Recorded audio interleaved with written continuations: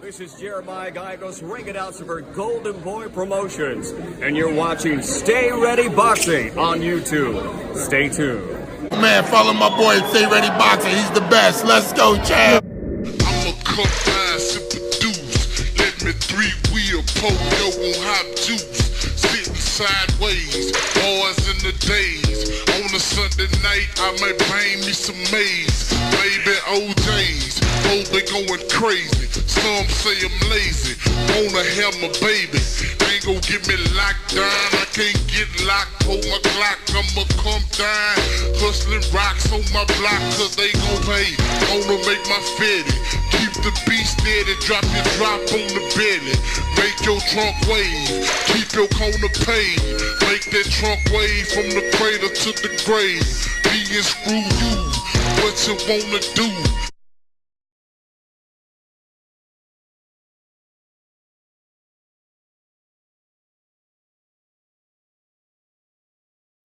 Yo, what up, world? What up, fight fam? It's your boy Mac from Stay Ready Boxing TV, coming at you with some news you can use and another boxing conversations. And I got my brothers with me, 503 Line, and that boy Money Brown TV. What's going down, fellas? Man, what's going down?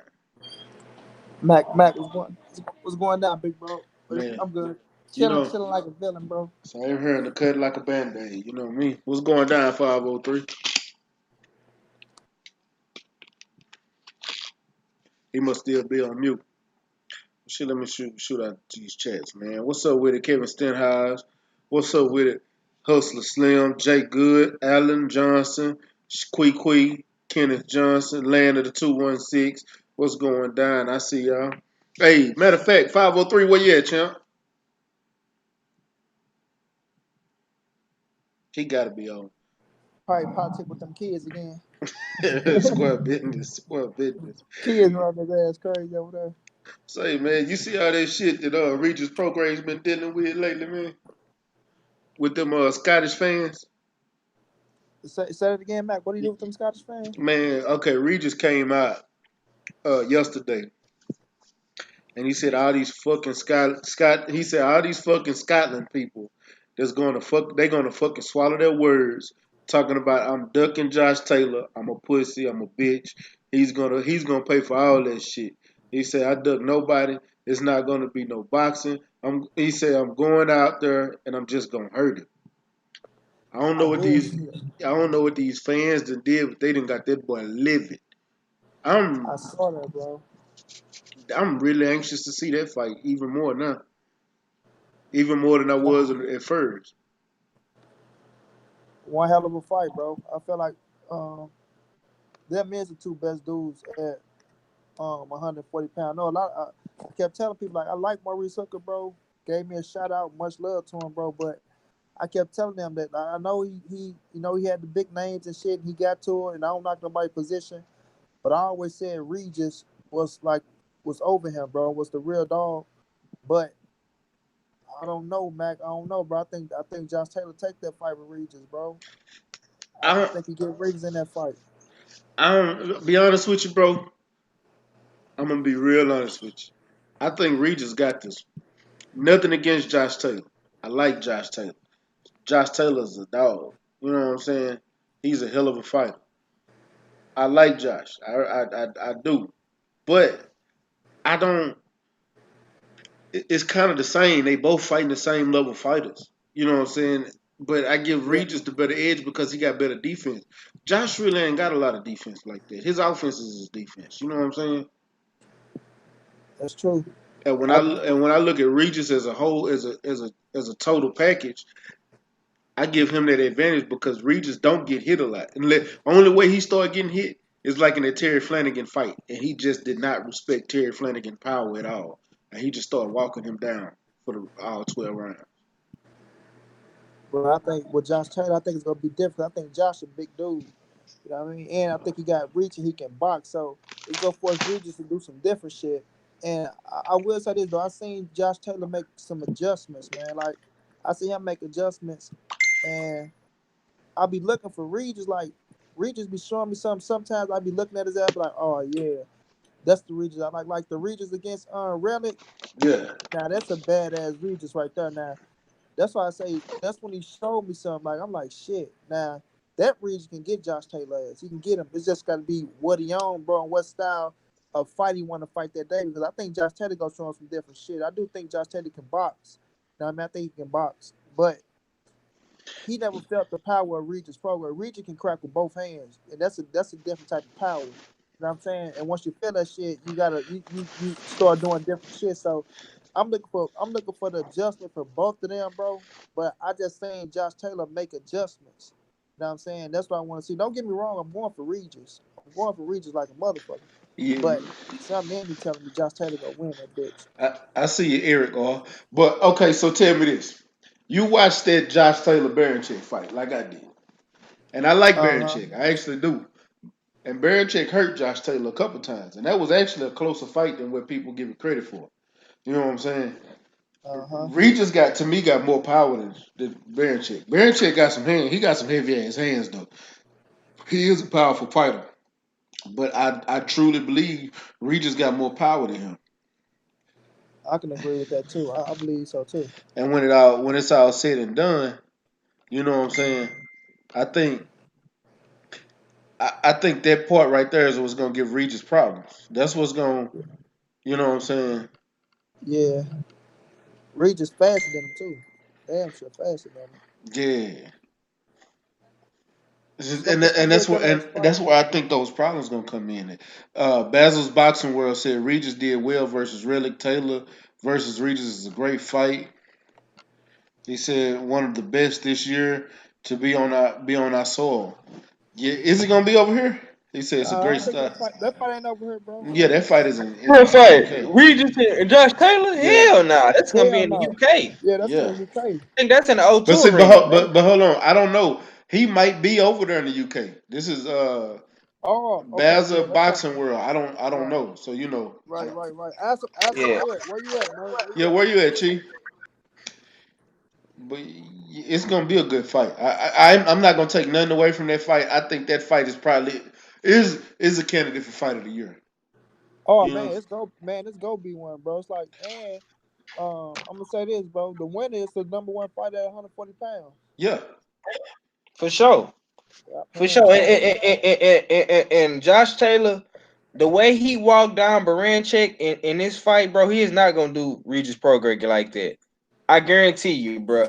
Like he was in there banging it, banging with Baranchek. You know what I'm saying? He damn near stopped him in the sixth round. You know what I'm saying? Dropped him, put him on his ass twice. You know what I'm saying? He looked like a savage in that fight, bro. It was a real good fight, but Baranchek, you know what I'm saying? He had the heart of a lion. You feel me? He finished. Hell You know what yeah. I'm saying? Josh Taylor he couldn't throw dirt on him. Now if that would have been Prograis would have, he would have buried him, grave digger style. You know what I'm saying?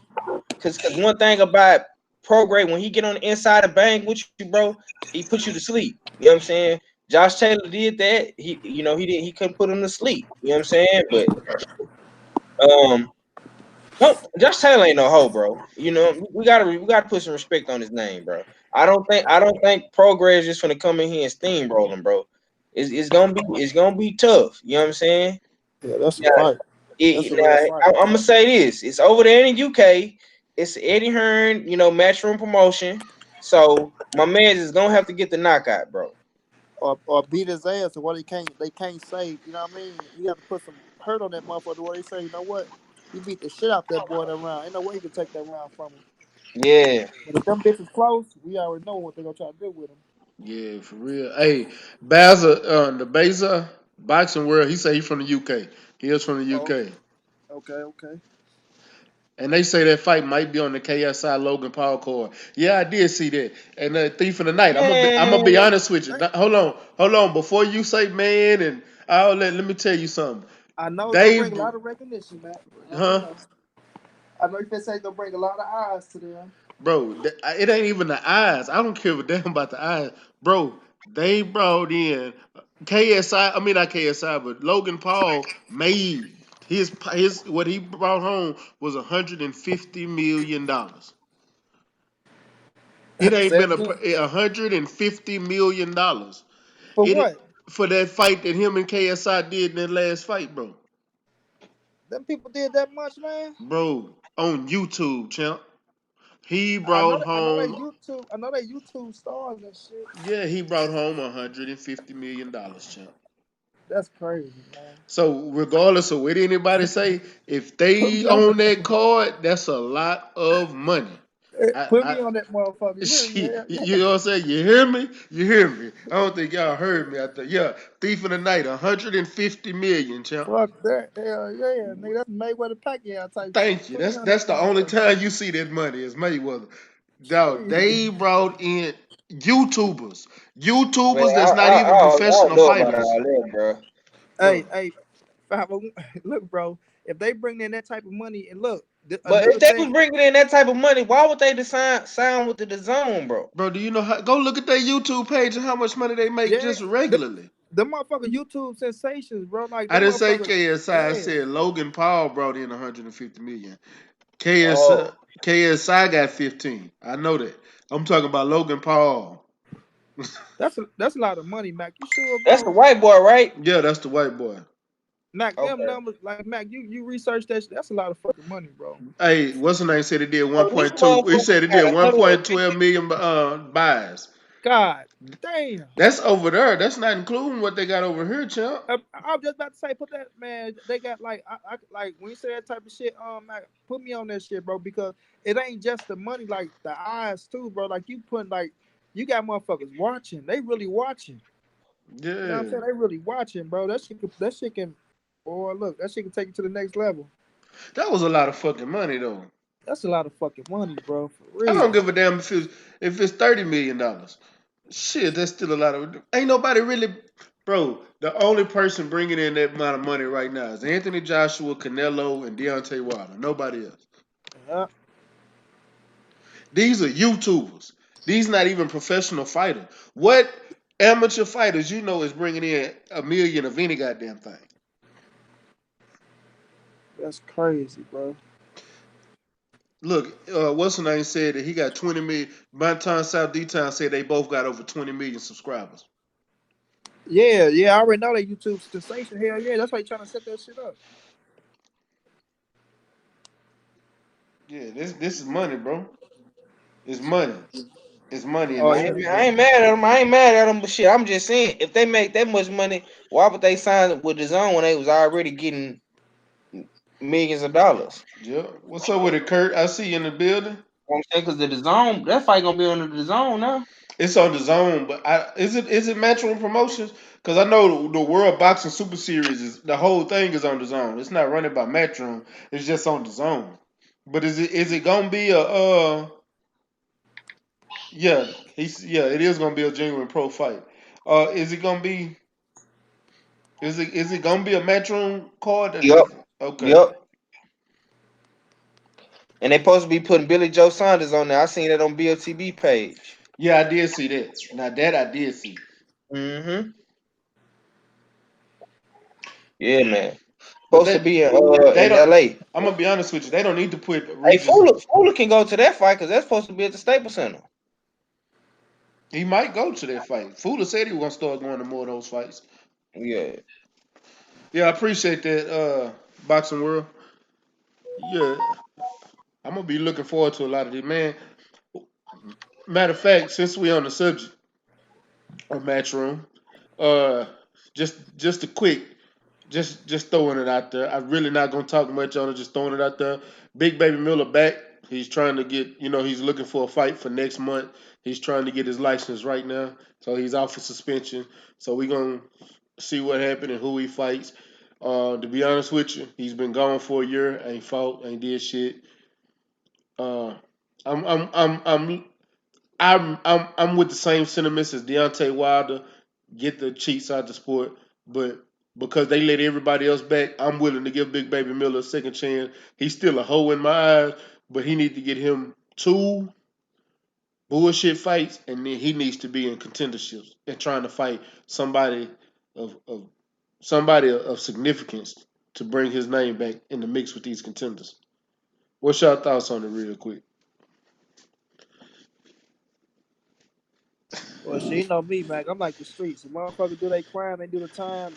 He an innocent man now. Yeah. I ain't gonna say like you say, you got to give him a shot because there's a lot of motherfuckers who got uh at this big baby first time offense or this is second. This is. I think. Honestly, I don't know. Cause I think he got then I gotta check. 'Cause I think this is I want to say it's his second, but I'm gonna Yeah, say it's bro. his I first. think this is second money. I think it's his second Yeah, one, bro. yeah, I think it's his second too. So I think these niggas be knowing what they be doing, man. Yeah, he just Like like Dillian White. yeah, bro. So it's like once if they want to keep fucking up, bro. Like I see if it's the first time, we buy shame on. You know what I'm saying? The shit go like that. But the second time, bro, you niggas trying to get that. You trying to get that edge and shit, and you fucking yourself. Cause look at you, like you had that all that money set up for you, nigga. You could have been in the motherfucking Andy Ruiz position, but you fucked it up because you know what I'm saying. When go out here and do this bullshit.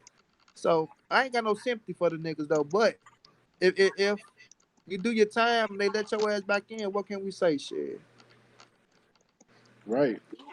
You just gotta see what is that. You know, winning change everything. So if he come back and he continue to win, and if he can win, and like you say, Mac, go in there and beat somebody with a name, and we know you clean, then you know it ain't gonna take that cloud from over your ass, but you'll have a little sunshine on your side. I'm like, okay, motherfucker, Yeah. went out there, you whoop so and so ass. So Yeah. we'll just see where he go from here. See how he Hey, redeem himself. hey, he said he popped dirty.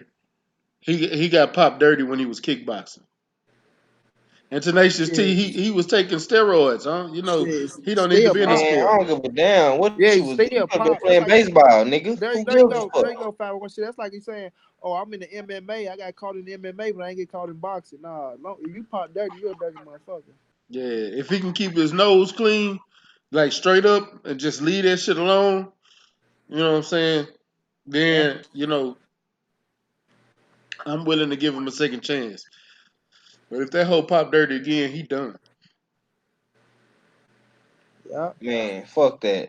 If I pop dirty at my job right now for anything, them hoes ain't giving me no second chance. So why am I giving him a second chance?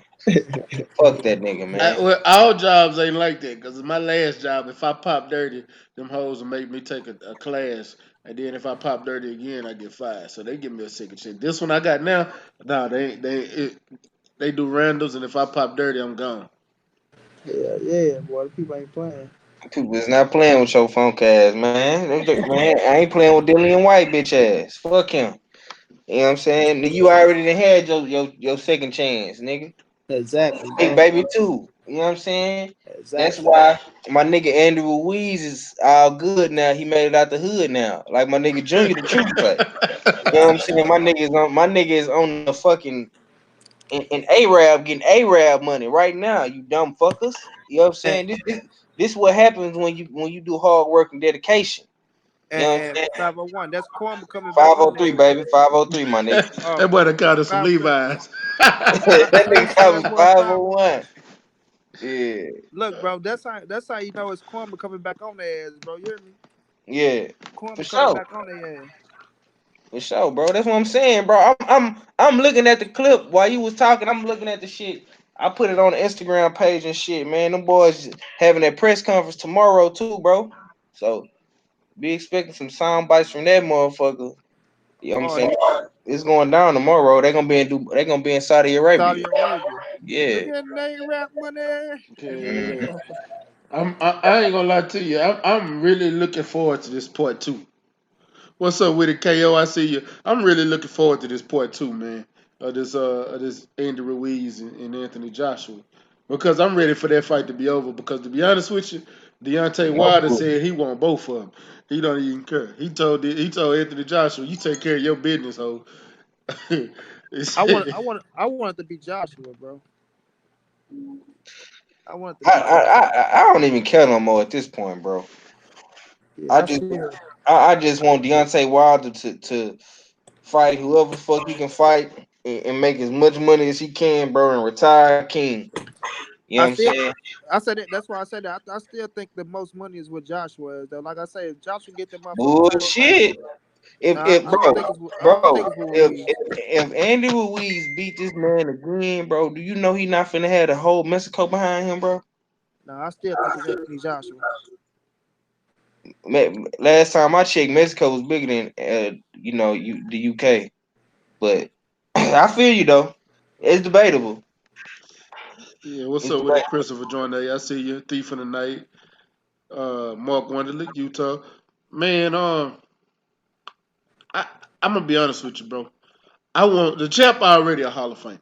When his career is over, said and done, out of all these heavyweights right now, Deontay Wilder is the only one that's gonna be a Hall of Famer because he's doing career. He's on the knockout streak. I think he's about to break the knockout streak record. From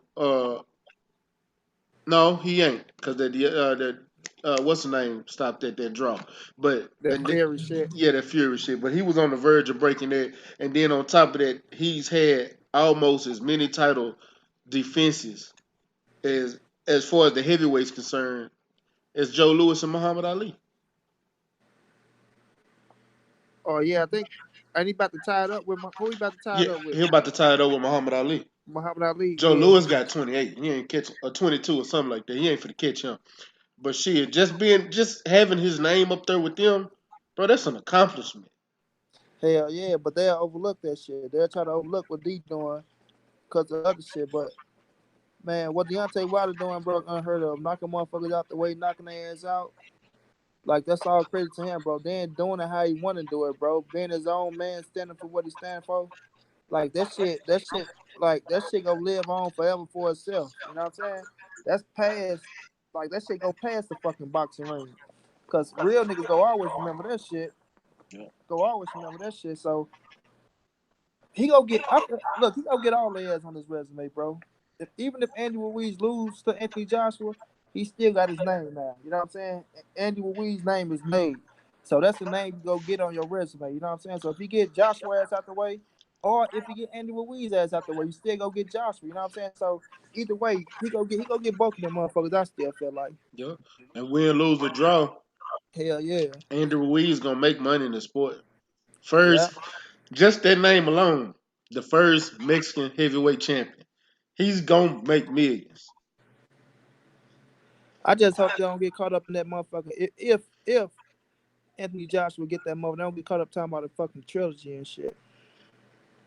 No, I damn sure ain't trying to see no Cause I trilogy. know, yeah, Eddie Hearn he ain't gonna get that motherfucker to him no way. He gonna try to run around, and I hope him and his daddy don't turn into a bitch and try to milk Anthony Joshua over in the UK and try to keep him away from Wilder they damn self. Yeah, real talk. That'd be some sucker shit. Hey, so well, hey, what do you think about Tank releasing his belt going up to 135?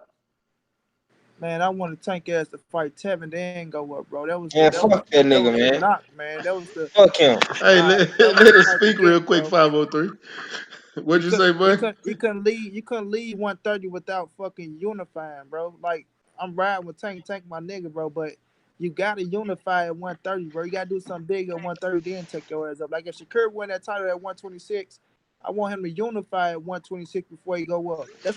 But tell That's the me weight this. class where he supposed to dominate that motherfucker, bro. You right, but tell me this. He sat there and tried to make the fight with Tank.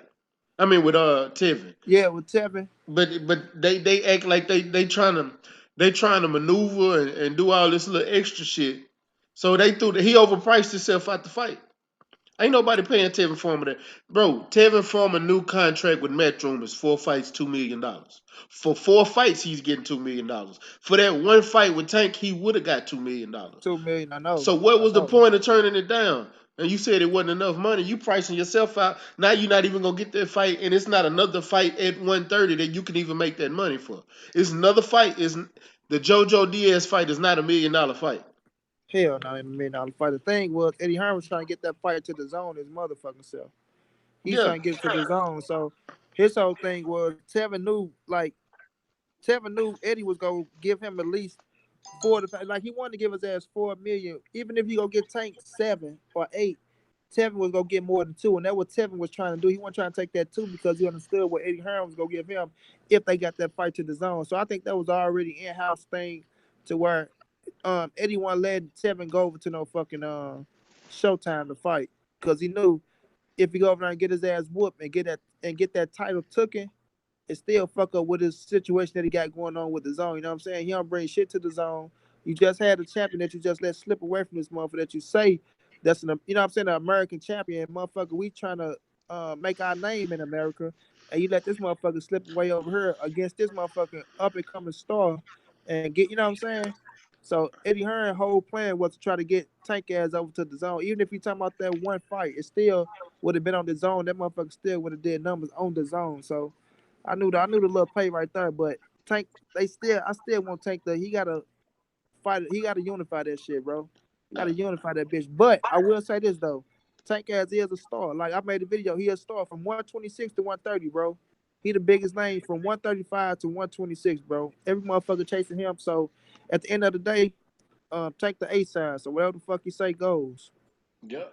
And you're right. So, hey, what's your thoughts on the 503? Oh man, I mean, I feel the St. Louis homie. You know what I'm saying? I feel Money Brown, but you know what I'm saying. At the end of the day, man, you know, Tevin Farmer was a small fish in the big ocean. You know what I'm saying? Lomachenko is a shark out here. Tank is a shark out here, man. I mean, it is what it is. Like I was just saying on my live stream earlier, man. Uh, he missed his opportunity. You know what I'm saying? But I'm not in no position to tell a man what he should and what he should not take. You know what I'm saying? But if I was in his situation, I probably would have took the 2 million and just gambled on myself. You know what I'm saying? Because I knew that was probably gonna only be my big money fight where I can make, 7 figures. You know what I'm saying, in one night versus making 6 figures.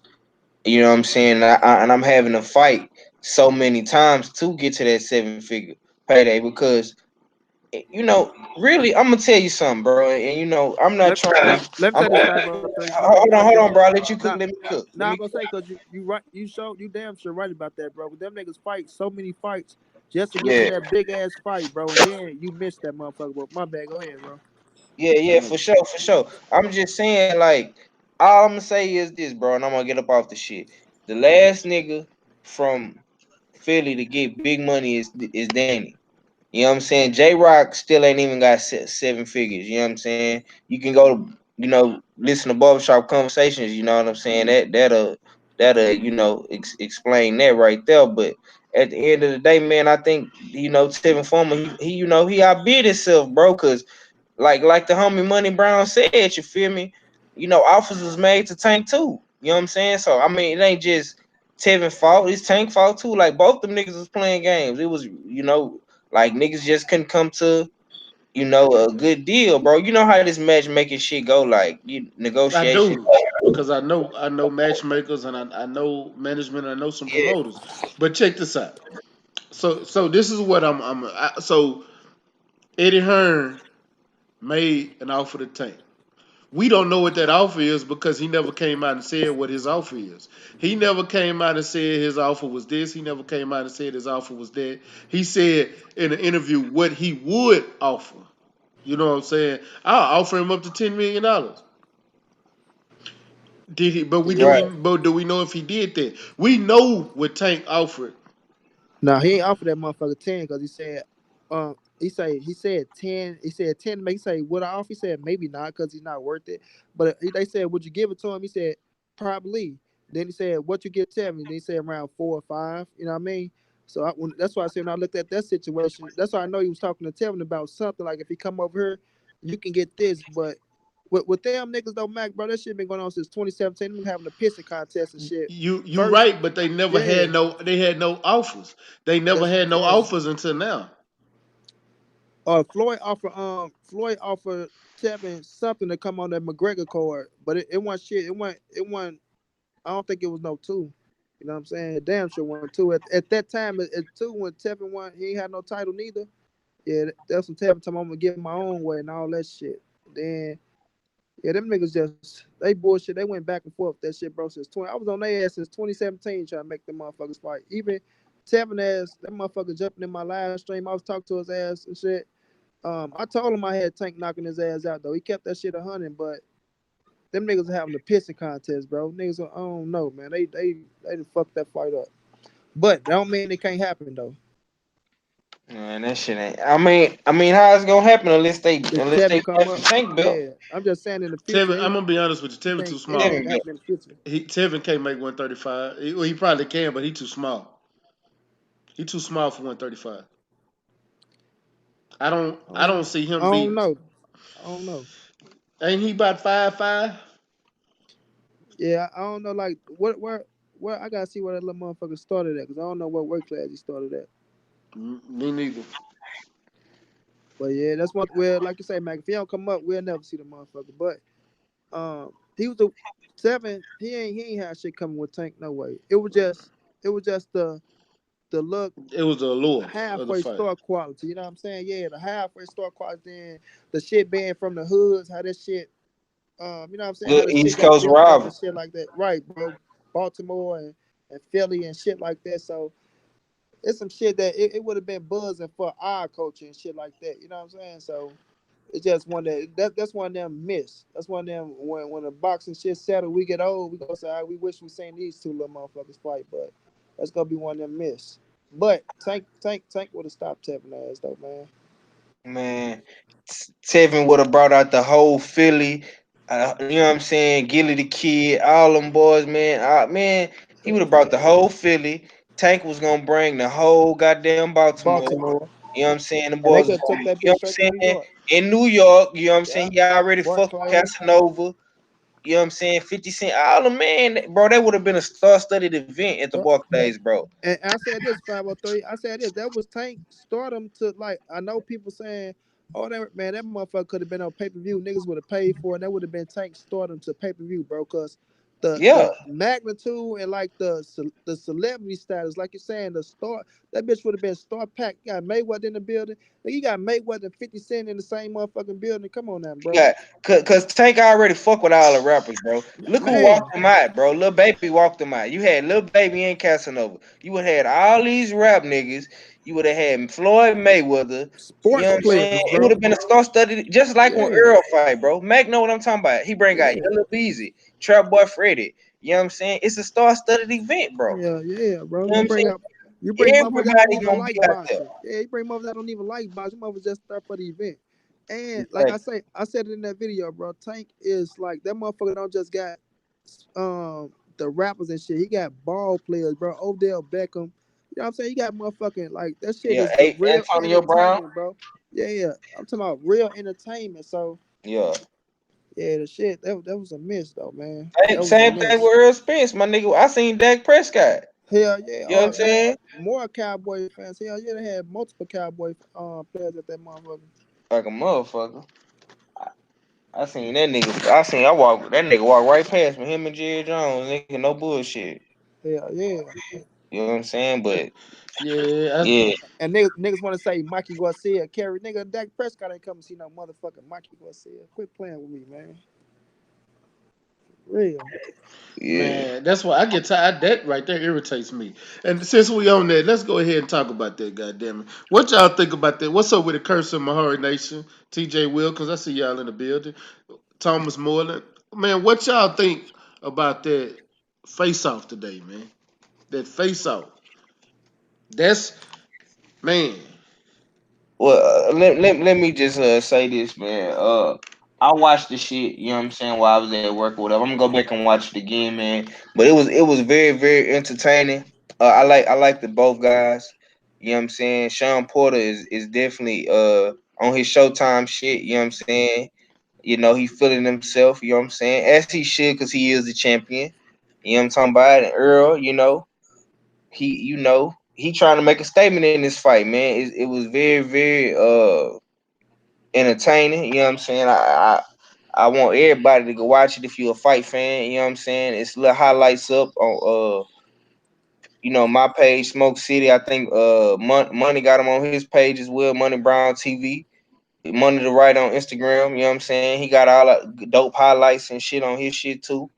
You know what I'm saying? So yeah, man, y'all boys just stay tuned in, man. I mean, these boys is definitely selling this fight. You know what I'm saying? I don't know if they released the inside the camps, but they probably gonna start releasing all that shit this month. I got a little clip of Sean Porter doing some footwork today.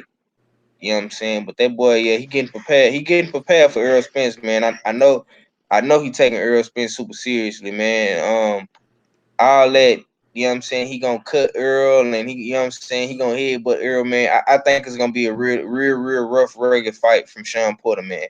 Yeah, I don't think bro coming in out of the box, man. But I'm that's all I got. I'm gonna pass the mic, man. man. Shout out to Supreme Beast Boxing Talk. I see you in the building, man. Shout out to uh that boy Bazo's Boxing World. He said it's not gonna be easy for Spence. Too many people sleeping on Sean, and we not sleeping on Sean at all, bro. It's not. I'm not sleeping on Sean. I think he's an elite fighter. I'm tired of people saying that he's not elite, and they're looking over him in that sense. Me, as far as looking over, I'm looking over him as far as stylistically. Thief in the Night, yeah, man. I'm gonna go back and put it in the chat. Um, the link to that. Matter of fact, let me see if I can find it, and I'm gonna send it to you because it was sent to me, and I'll leave it in the comments. But yeah, hey, what's your thought on it?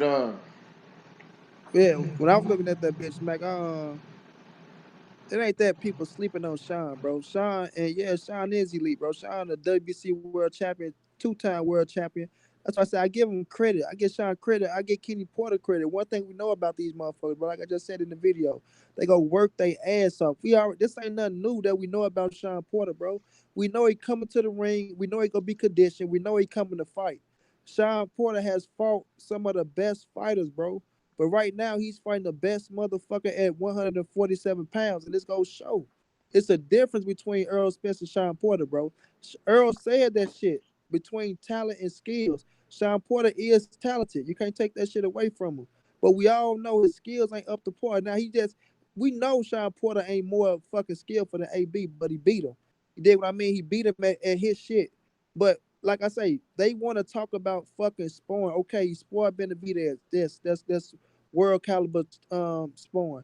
Okay, Spawn Demetrius Andre, that's world caliber Spawn. Earl is the fucking king of Spawn stories. That motherfucker whooped Mayweather ass. He whooped Adrian Brown ass. No matter how they try to soften that shit up. Oh, he's in there. He did the best he could. Man, Earl beat Mayweather ass, made him get out the ring. He beat the shit out of Adrian Broner. That boy is bad, bro. And this goes show. It ain't overlooking Sean Porter, bro. It's just the truth. It is what it is, man. Kenny Porter and Sean Porter, they've been maneuvering away from Earl Spence for a while, bro. That's why I said when we looked at the face off, I seen Sean Porter, him and his daddy style, bros, try to get under Earl's skin. And I don't know if they trying to make Earl look like he's stupid or something on the fucking camera or whatever the fuck they trying to do, or trying to make him look like what's the word I'm looking for, bro? When you say some shit like he contradicting himself or some You shit. know, they try to Cause make it because he's a yeah, country boy. You know, and yeah, people try to take yeah, advantage of that. And I'm a try, country boy. You can't, yeah. bro. I'm gonna say this about the whole situation. Uh, Sean Porter is getting ready for his life after boxing because he acted great in that face off. That was all act.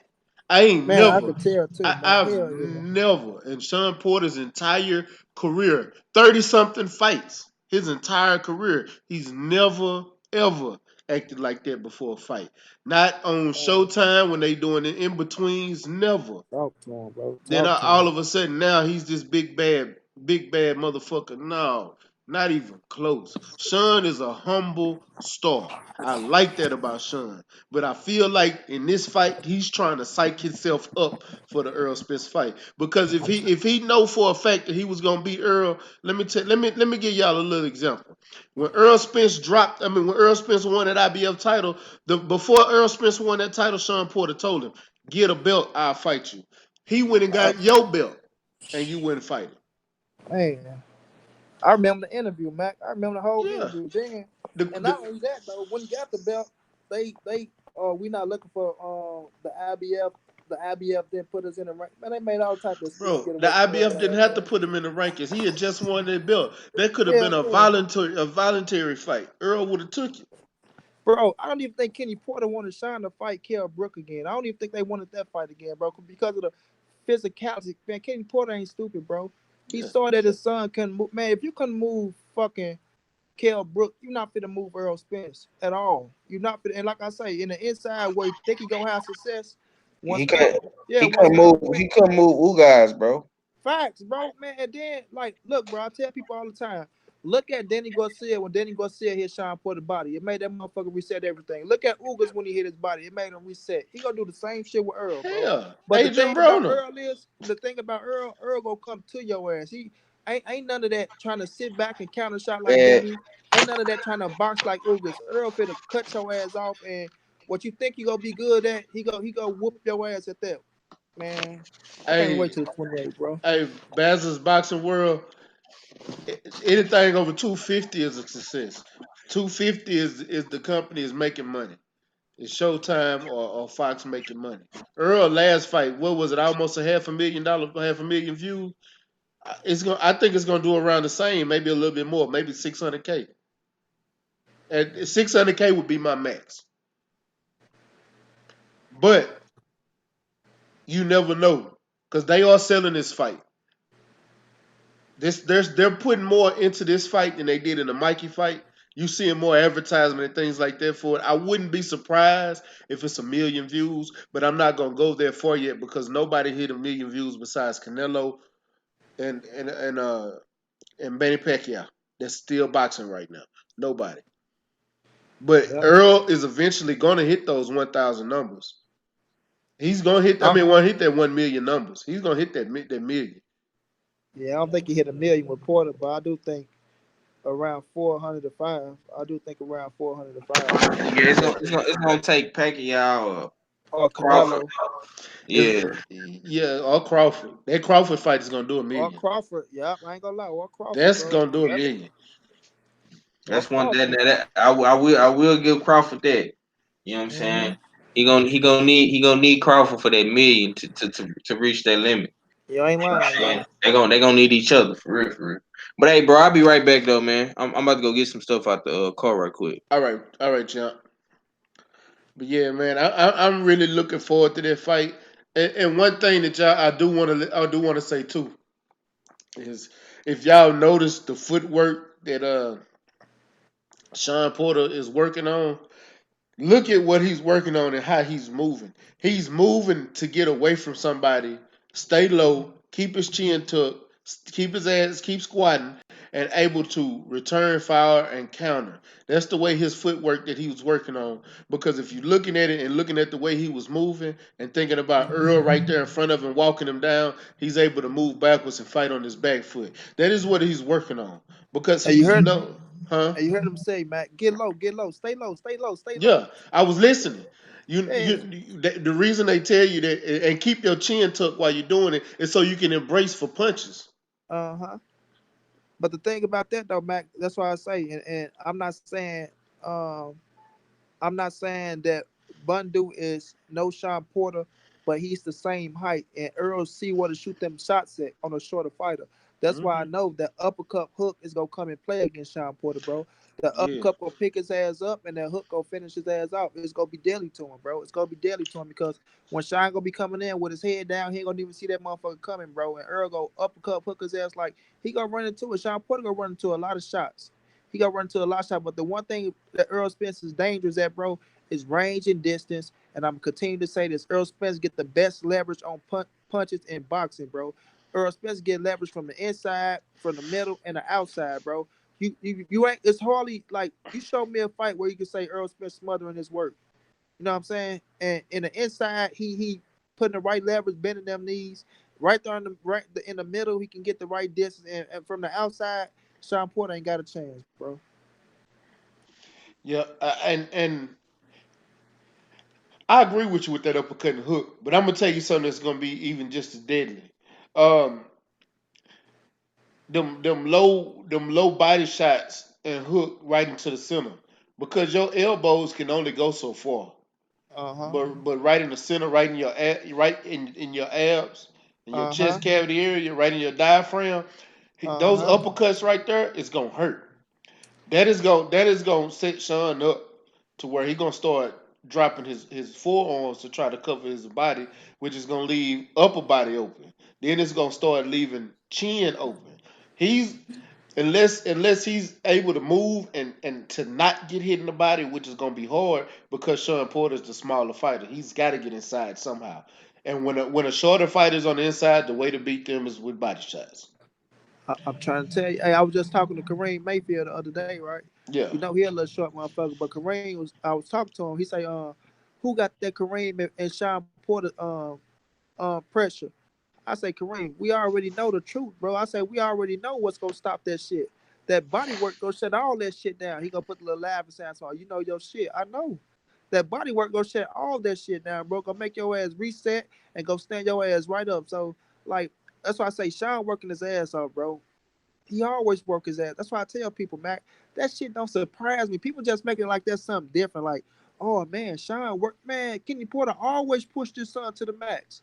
He always did that. That's Sean DNA. We know that motherfucker coming in shape. And I tell people this: if you can't push Sean Porter down and keep him down, that motherfucker gonna keep coming. He's a warrior. You know what I mean? We give Sean Porter all that credit, bro. But he ain't never seen nothing like Earl Spence in his ring, bro. And No. I ain't, and this ain't me Well, he on no has. Spence train. He has because they train together. They sparred together, and That his dad also helped him get ready for no, Team USA. It's not the same Earl. It's not the that's what I'm same finna say. Earl. That's what I'm about to say though. Like that shit, Mac. That looks. They did like 4 rounds. They want to downplay that shit. Right now, these motherfuckers real grown man's a professional, and you know how they go, Mac. Once you get grown, and that grown man strength come, and you know what I'm saying, it's a whole different story, bro. Yeah, you're right. You're right. It is a whole different story. And I Yeah, man.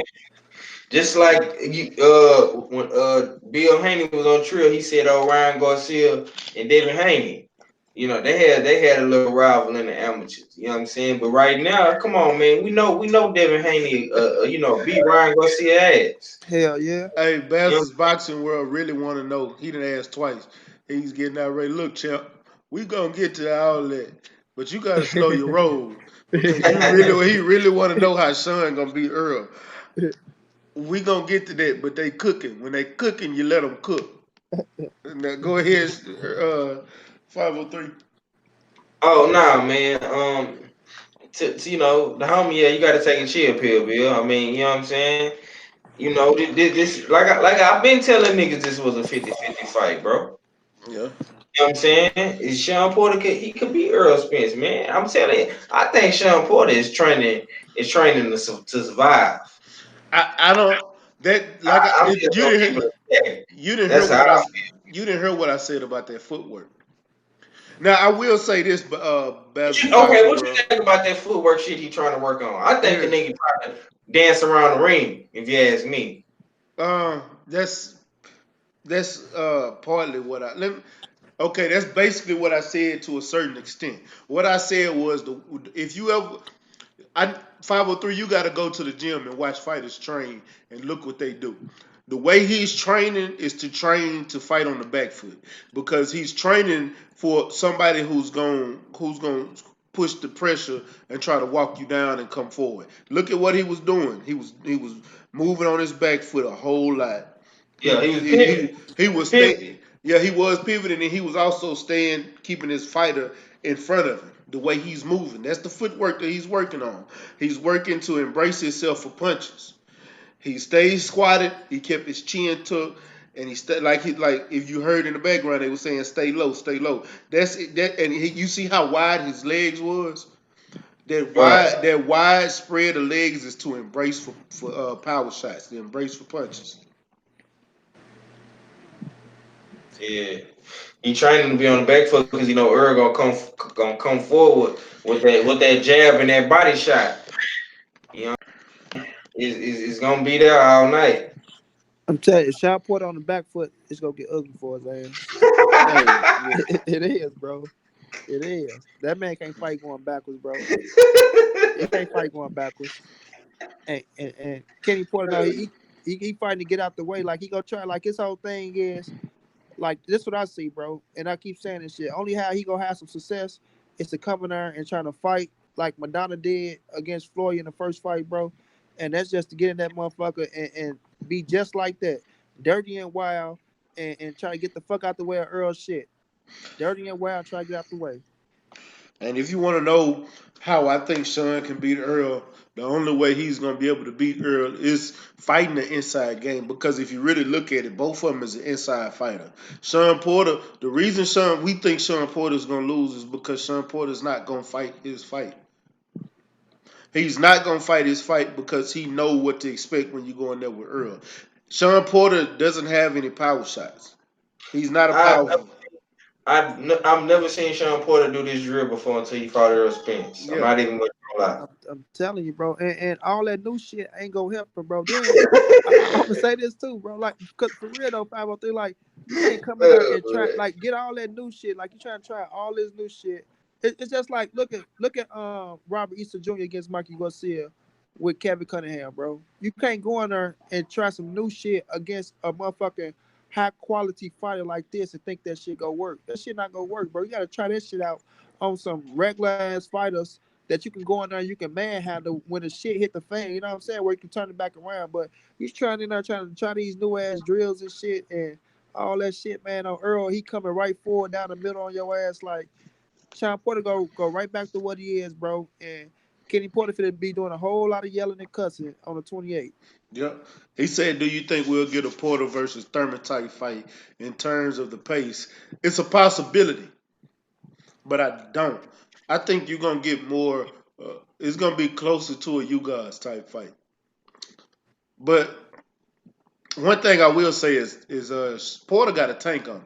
Sean Porter got a hell of a tank on him, and I think it's gonna have to be honest with you, bro. I think it's gonna be a little bit of you think It's gonna be a little bit of Earl versus Kell Brook with a little bit of Leonard Bundu and Algeria. It's gonna be some real nasty shit going on. You know I what I I'm saying? I, I don't That's think what it's gonna be that bad. I don't. I That think was it's gonna that be was bad. that was a terrible fight. Which one? What? Which one? The Algeria? Not the Algeria, the bundle. Yeah, That was a terrible fight. Against I think Earl Algier, catching was shit he ain't gonna see, bro. You know what I'm saying? Cause Sean, oh man, bro, you let Adrian Broner drop you, bro. I think Earl gonna catch him, bro. I think Earl gonna catch him. Yeah, I don't know with what, but it's gonna be with something. You know what I'm saying? It might be a right hook, it might be a left hand. You know what I'm saying? But what I'm saying, that's what I'm saying. EJ not changing nothing up, bro. You know what I'm saying? Rumor has it he ain't even training with Blu-ray, bro. So no, ain't no that ain't no rumor. I listened to Blu-ray's interview with Ticket, and I didn't get to listen to all of it, but I listened to some of it. I'm gonna go back and finish listening to it. Um, but no, he is doing strength and conditioning, but it's not with Blu-ray. Um, I think it was Derek James, ain't it? no, it ain't with Derek James. I forgot who it is with. But it was mentioned somewhere. I can't remember where I read it, but he's not doing it with Earl. Damn, I want to say something, bro, but I don't know if I'm gonna tell y'all about this motherfucker, and I'm gonna tell y'all probably why the reason why. But it's like you got to put your foot down in the beginning on certain shit though. But I'll let y'all know. But Yeah. looking at Sean Porter, bro, um, I'm with 503, bro. Like when he said Earl go catch his ass, and I think it's gonna be a clash though. Like I said, I think Sean Porter, bro, it's like it's no other way he can fight Earl Spence. If he like you gotta come forward. Like you said, Mac, you gotta be on the inside. It's no like just me and when they say what do we see, what could Sean Porter do to beat Earl? I really can't see too many things. I'm not trying to be like biased. I really can't see too many things, bro. But the one thing he got to do is that I really feel like he got to do is he got to try to attack Earl's body. You know what I'm saying? Because we know Earl ass can dish out 1,000 punches, and we know his ass got a gas tank as well. Earl do. But even with attacking the body, you leaving your face open. The Earl will take advantage of that shit. You know what I'm saying? That step. That's why I said that step uppercut. That step back uppercut hook. But You he know got to try to something? get in there. Go ahead, Matt. You 100% right. Out of everybody that Earl's faced, who's attacked Earl's body? Nobody, because they was afraid to stand there, Mac, knowing how that what he hitting with. You know what I'm saying? Yeah. Knowing what he hitting with. So it's gonna be like, do Sean Porter take that risk and be like, fuck it, Let me get in the inside. And Mac, when they was in there talking about stay low, stay low, stay low, that's his whole thing. Probably to stay low and try to attack the body, try to get in that bitch, be rough and grab and wrap up. But I'm gonna tell you, Kell Brook whole thing too was the 1-2 and try to grab, but Earl talked that motherfucker into banging. But Sean Porter gonna try to get in there, make it rough and tough in the middle, attack the body, try to grab, you know what I'm saying, spin out, try to get Earl ass up against the ropes and try to work him that way. That's the only chance he got to try to win. But Sean Porter is not more physical stronger than Earl Spence, and he don't hit harder than Earl Spence. Like you said earlier, Mac, he don't like. Okay, punches hurt. We understand that. I ain't gonna say that he hit Earl and the shit ain't gonna hurt. Like Earl just go stand there and just take the shit. But when we think of Sean Porter, we don't think of Sean Porter against the elite fighters. We don't think of Sean Porter as, oh, you know what, Sean going in there and Sean gonna knock that motherfucker out. Nah, we look at Sean Porter as he go get in there, he go maul and brawl, and probably get it to 12 rounds, win the 12 rounds, or get some technical knockout or some shit like that. When we look at Earl Spence, we look at we want to see if Earl gonna knock this motherfucker out. We look at Earl with a different type of power. You know what I mean? So even with that being said, on that point, Earl know like this motherfucker ain't got the power to knock me the fuck out. Now anybody can get knocked out. We ain't saying it can't happen, but we know he ain't got the power to knock a motherfucker out. You know what I'm saying? If Ugas can walk your ass down, bro, Earl Spence damn sure gonna walk you down.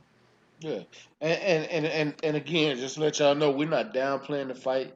I Yeah, it's gonna be a hell of a fight. Yeah, that's it's gonna be a great fight. This is gonna be really, to be honest with y'all, it ain't a lot of fights that we can have this candidate for fight of the year. Right now, we got the J Rock Hurd fight. Uh-huh. You got Canelo Daniel Jacobs fight. You got Oh, you talking about for fight of the year this year? yeah, for fight of the What year else this we year. looking at? We can say, damn, that motherfucker like it be fight of the year. Shit, that's really it. Right. We gotta really look. I gotta really go back and look because I be remembering fights, but shit, we be watching so many damn fights. Shit, Yeah. you gotta go back and look at them motherfuckers. And to me, to be honest with you, is right now that Jacob, I mean not Jacob, but that J Rock Hurd fight is fight of the year to me. That might be fight exactly, bro. Like That's like last year, it was Hurd. It was Hurd and her, Laura. yeah, that was my fight of the year. Yeah. They gave it to Triple G and Canelo. I don't know how, but Right. They ain't like Laura. Like man, Laura and her hands down. yeah, Like hands down was the best that fight. shit, man, that shit. And it look like her always gonna be in the fight of your candidate the way his Yeah, ass fight. and I still go back and watch that fight. Man, and when you watch that motherfucker, it still have your ass on your toes on the mat. You I'm like, God telling you, damn, these motherfuckers is banging, bro. bro. Go back and look at round 9, bro. Go look and Round see 9. round 9 how many times J Rock hit Laura with that uppercut. Dog. Say man, he just kept hitting him with an uppercut clean. Laura wasn't going down, and he was coming back with more punches. And I'm looking at this fight like, God, I couldn't score that fight. I honestly couldn't score Man, that fight. I'm talking about you be so into that you forget, you be like, fuck the score. I'm just gonna watch the motherfucker enjoy it. I'm telling you, that's And Matt, you try to start off scoring, don't you, bro? You try to start every off scoring time. that motherfucker. Every time. I'm I telling bullshit you not. I even got I'm the telling scoring app on my phone to sit there and try to score it. I couldn't score that fight. That But was yeah, no. It's go. that. Yeah, I'm gonna say that's Lord that Hurd J Rock fight as of right now is fight of the year. But I think that Sean Porter and Earl got the possibility of overtaking it. Oh, Pacquiao and Keith Thurman. That's fight of Oh the year man, candidate. that was a hell of a fight too. That's why I say Thurman got my respect back after that fight. He Mine got my too. respect back. Like I'm I pissed don't, off at his ass for not fighting one of them big dog, but Pacquiao. That's why I say I don't knock He, nobody that he, beat up he, that he got motherfucking y'all Pacquiao. respect back for getting whooped by Pacquiao. Nah, it ain't he that didn't whoop get my though. he ain't got my respect back. But what he Just going did in there fight. was Yeah. he showed me he still has the possibility of being elite level fighter. Because in the later rounds he was coming at Pacquiao ass. We can't forget that. That Man, drop and him coming back, that's what hurt him.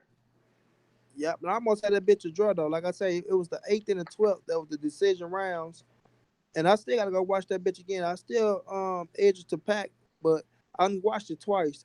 The first time, I was streaming that bitch. Second time, I tried to really score it, but I still had a few close rounds. But I only say that 503 because I say it was entertaining, bro. It was entertaining as fuck. And whenever I see an entertaining ass fight, I commend the fighters. I be like, that was a badass fight. You know what I'm saying? To where we look at that motherfucker and we see that, like, I be on Thurman ass because the motherfucker, he do all them antics and all um that bullshit outside the ring, but inside the ring, that motherfucker he fights. He Yeah. fights. That motherfucker make it entertaining. So that's only my thing with like make the big fights, motherfucker. I was about you gotta not afraid to let it go.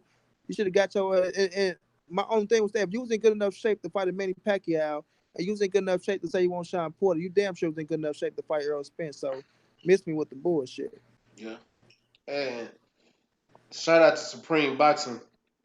He said, "Oh damn, you deleted it, but I'm gonna still say what you said. You said you think Ruiz and Joshua is fight of the year because of the 5 knockdowns. As far as excitement level, hell yeah. But fight of the year, I don't know because it's just me seeing Anthony Joshua quit. He gave up in that fight. That's why I'm like, I don't know if I can get that fight of the year. That's me personally. I'm not giving fight of the year to any fighter that gives up in any fight. Any fight. But I tell Okay. you, but I will say this: that Dada Shell and that R.I.P. to Dada Shell. But your last fight, that was an amazing. I'm talking about. That was one of them fights that had me sitting there in the fight watching it the entire time. Cause Before you, and that was I was sitting there watching the shit out that fight. And I was saying in that last round, throw in the towel. Buddy McGirt, throw in the towel. And he even told me he even threw it in, but that was like before that, yeah, they were banging. Before that, it was like round 8 or 9 to where he hurt him one time and he started yeah, running and started taking unnecessary punishment. But before the end, bro, they was banging. banging. And that I was trying to get his shit back. Yeah. We was trying to get that shit back. Yep. That was a hell of a fight, bro. Damn, that was fucked up. And man, Mac, when I seen him walking there, like first I seen him stop on the steps like that.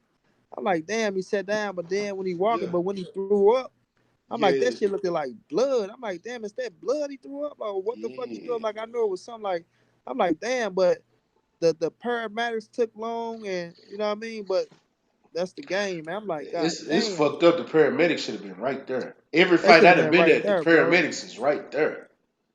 And you know another thing I don't get about this boxing game, Mac. Like I say this, bro. It should be like it don't matter how much you make. It should be a certain percent that come out each check, bro.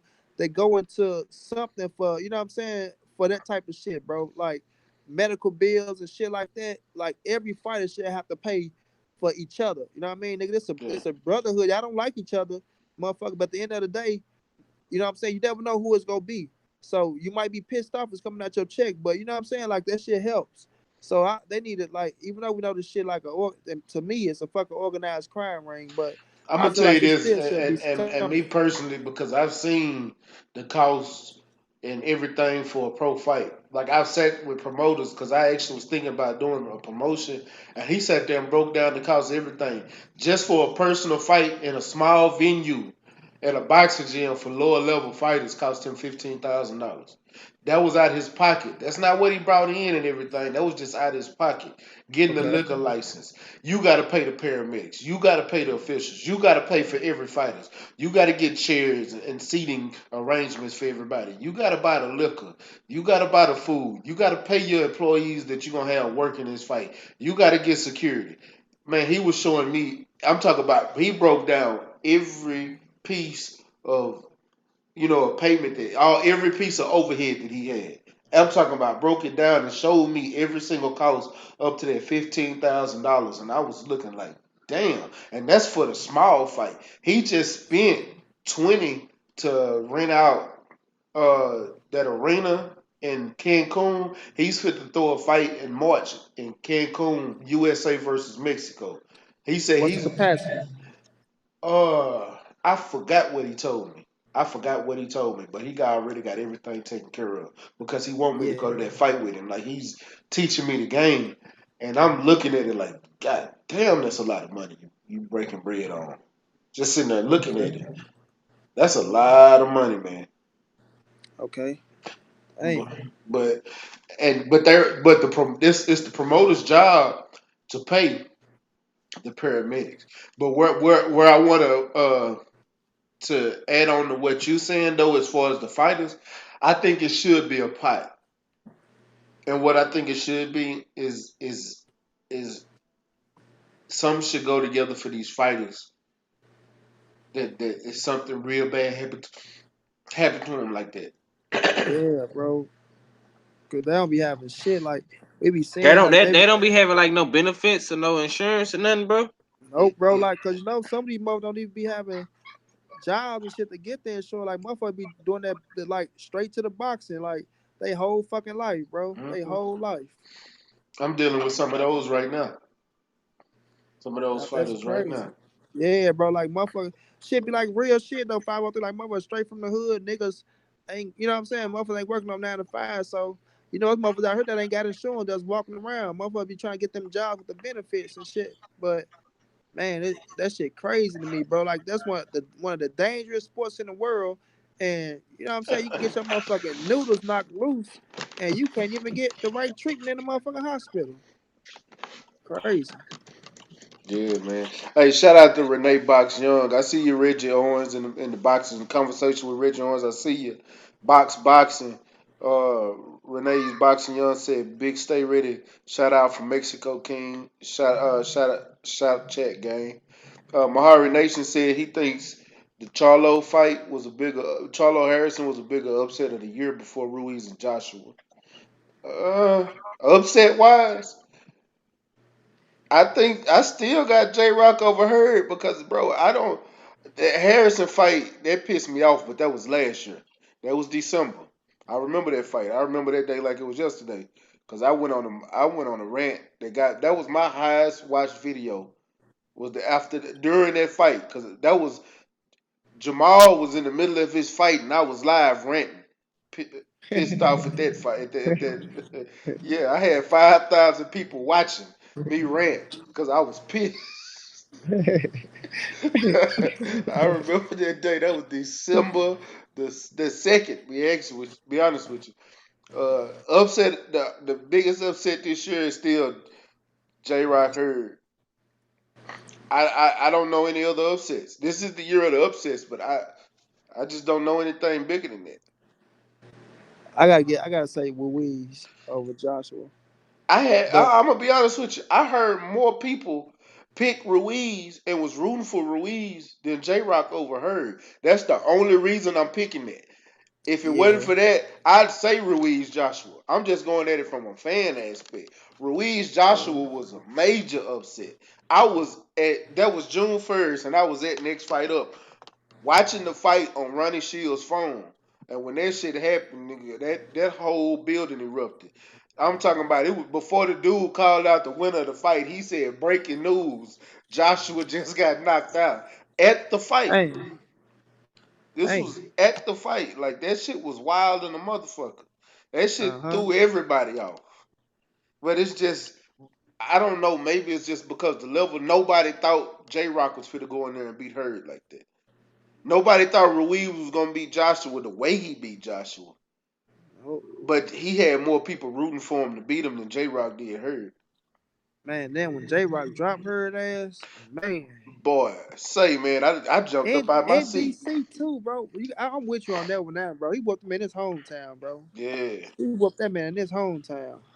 You ain't lying, bro. What about you, 503? What's your thoughts on that? Upset of the year. Oh yeah, man. For me, man, it's most definitely that Andy Ruiz, AJ, man. Just nobody saw that coming, bro. You know what I'm saying? I think the herd and you know what I'm saying, all the other fights was like, you know, okay, you know what I'm saying? There was some good upsets, don't get me wrong.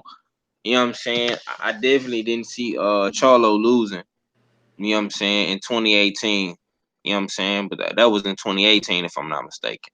Yeah. You know what I'm saying? So they really don't count. But J Rock is a good one. You know what I'm saying?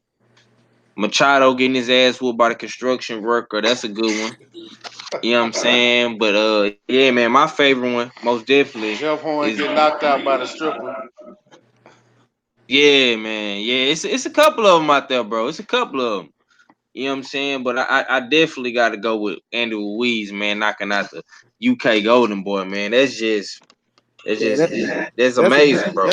that's a different level. That Yeah, shit was a different level. Yeah. Hey, Especially, and the way he did it too, bro. yeah. He whooped AJ ass, bro. God damn, he yeah, whooped he did. AJ ass. I mean, don't get me wrong, J Rock whooped Jared Hurd ass, but Jared Hurd ain't go out like no hoe. AJ went out like a hoe. Hey, you know what? Hey, Yeah. I gotta give it to you on that. Hey, D Style Boxing, salute, man. Appreciate you for tuning in. This your first time tuning in, man. What's up, Wookie Woo? Hey, Supreme Boxing, Beast Boxing Talk said, I was at that fight. I knew something was wrong with her when he came out with the Redskin shit. Shaking my head. LVZ said the same thing, bro. He said the I same swear to thing. God, that's why I bust out laughing. Yeah, Oh them man. some real DMV niggas, man. They do not like the Redskins, bro. Yeah. Don't know DMV niggas like the Redskins. I don't know. Shit, Damn. ain't they where they from? What team they like it then? Shit. The LV, I think he like Philly. I can't remember. I have to get him up. But bro, I ain't met too many black DMV people that like the Redskins. I think they more Baltimore Ravens. Yeah, Okay, yeah, okay. They do got Baltimore around that bitch. you know. I don't know. Woogie Wook saying old fashioned ass whooping. Man, I'm trying to think of some other upsets because it really wasn't. It really wasn't too many. Yeah, it really wasn't that many this year as normal. But it was a few fight of the year candidates. I just got to go back and think about it because it was a few of them. Hell, Yeah, Caleb playing in Luskatiki was a pretty good ass fight. hell yeah, it was, bro. I'm gonna bring that up too and say that was kind of an upset because, and I lost money on that I motherfucker. I I, done went against Caleb playing and shit. I did too. I You bet gonna learn, man. I bet 72 on Vegas and lost. You gonna learn. But found what they taught you gonna learn. He a Caleb Plant fan too. But Yeah, I y'all know. know I'm a David Yeah. Benavidez fan, so I'm ready to see this. I'm ready. Benavidez go whoop Caleb playing ass, man. Found what they do. Oh man. Hey, that boy Caleb playing dude. Hey, but he fighting for a lot of shit though. That boy got a lot of pain over there, man. So shit, that motherfucker be taking that pain out of that ring, man. And they can take, white boys can take a ass whooping, boy. You gotta Yeah. really knock them motherfuckers out. You ain't bullshitting. That's one thing I will say. White boys can take a ass whip. And then he Yeah. got fast ass hands. Uh huh. Hey, that boy Supreme Boxing Talk said, Supreme Beast Boxing Talk said, I'm from New Orleans, so I'm rocking with the Saints. The Redskins bring the area down. DMV. Tell that boy I'm a Rounds fan. We had to knock them boys out the playoff. I'm a Titan fan, and I ain't even been watching boxing, and we went to the playoffs the past couple of years. Watching Man, football. when the Rams knocked the Saints out, I was all on the internet, boy, looking at motherfuckers go crazy. I was laughing my ass off. When y'all beat us in the Super Bowl, and oh man, Oh man, I'm I gonna be remember honest like it with was you. yesterday, I bro. do too, cause I'm still pissed off. Let me tell you why I Yeah. remember that, and I promise you, motherfuckers, for to start laughing. Do you know who tackled Steve McNair on that last play? And I Mike want, Jones. Hold yeah, on. exactly. That's who Yeah. did it. If y'all Yeah, go Mike back and Jones. watch that, Yeah. bro, do you know I got my people still fuck with me to this day? They always walk up to me and just say Mike Jones in my ear, and know that's gonna piss me off. Like, Yeah, yeah. all because of the rapper Mike Jones, and then this nigga get tackled by a nigga named Mike Jones Mike to Jones, stop hell us, yeah, the made the old motherfucker. Houston Oilers.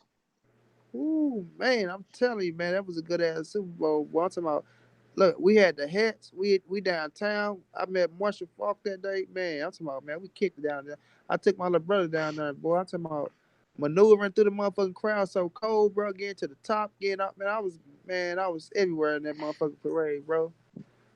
Man, Yeah, I'm telling you, man. Hey, what'd you say? Lipinets and Lamont Peterson?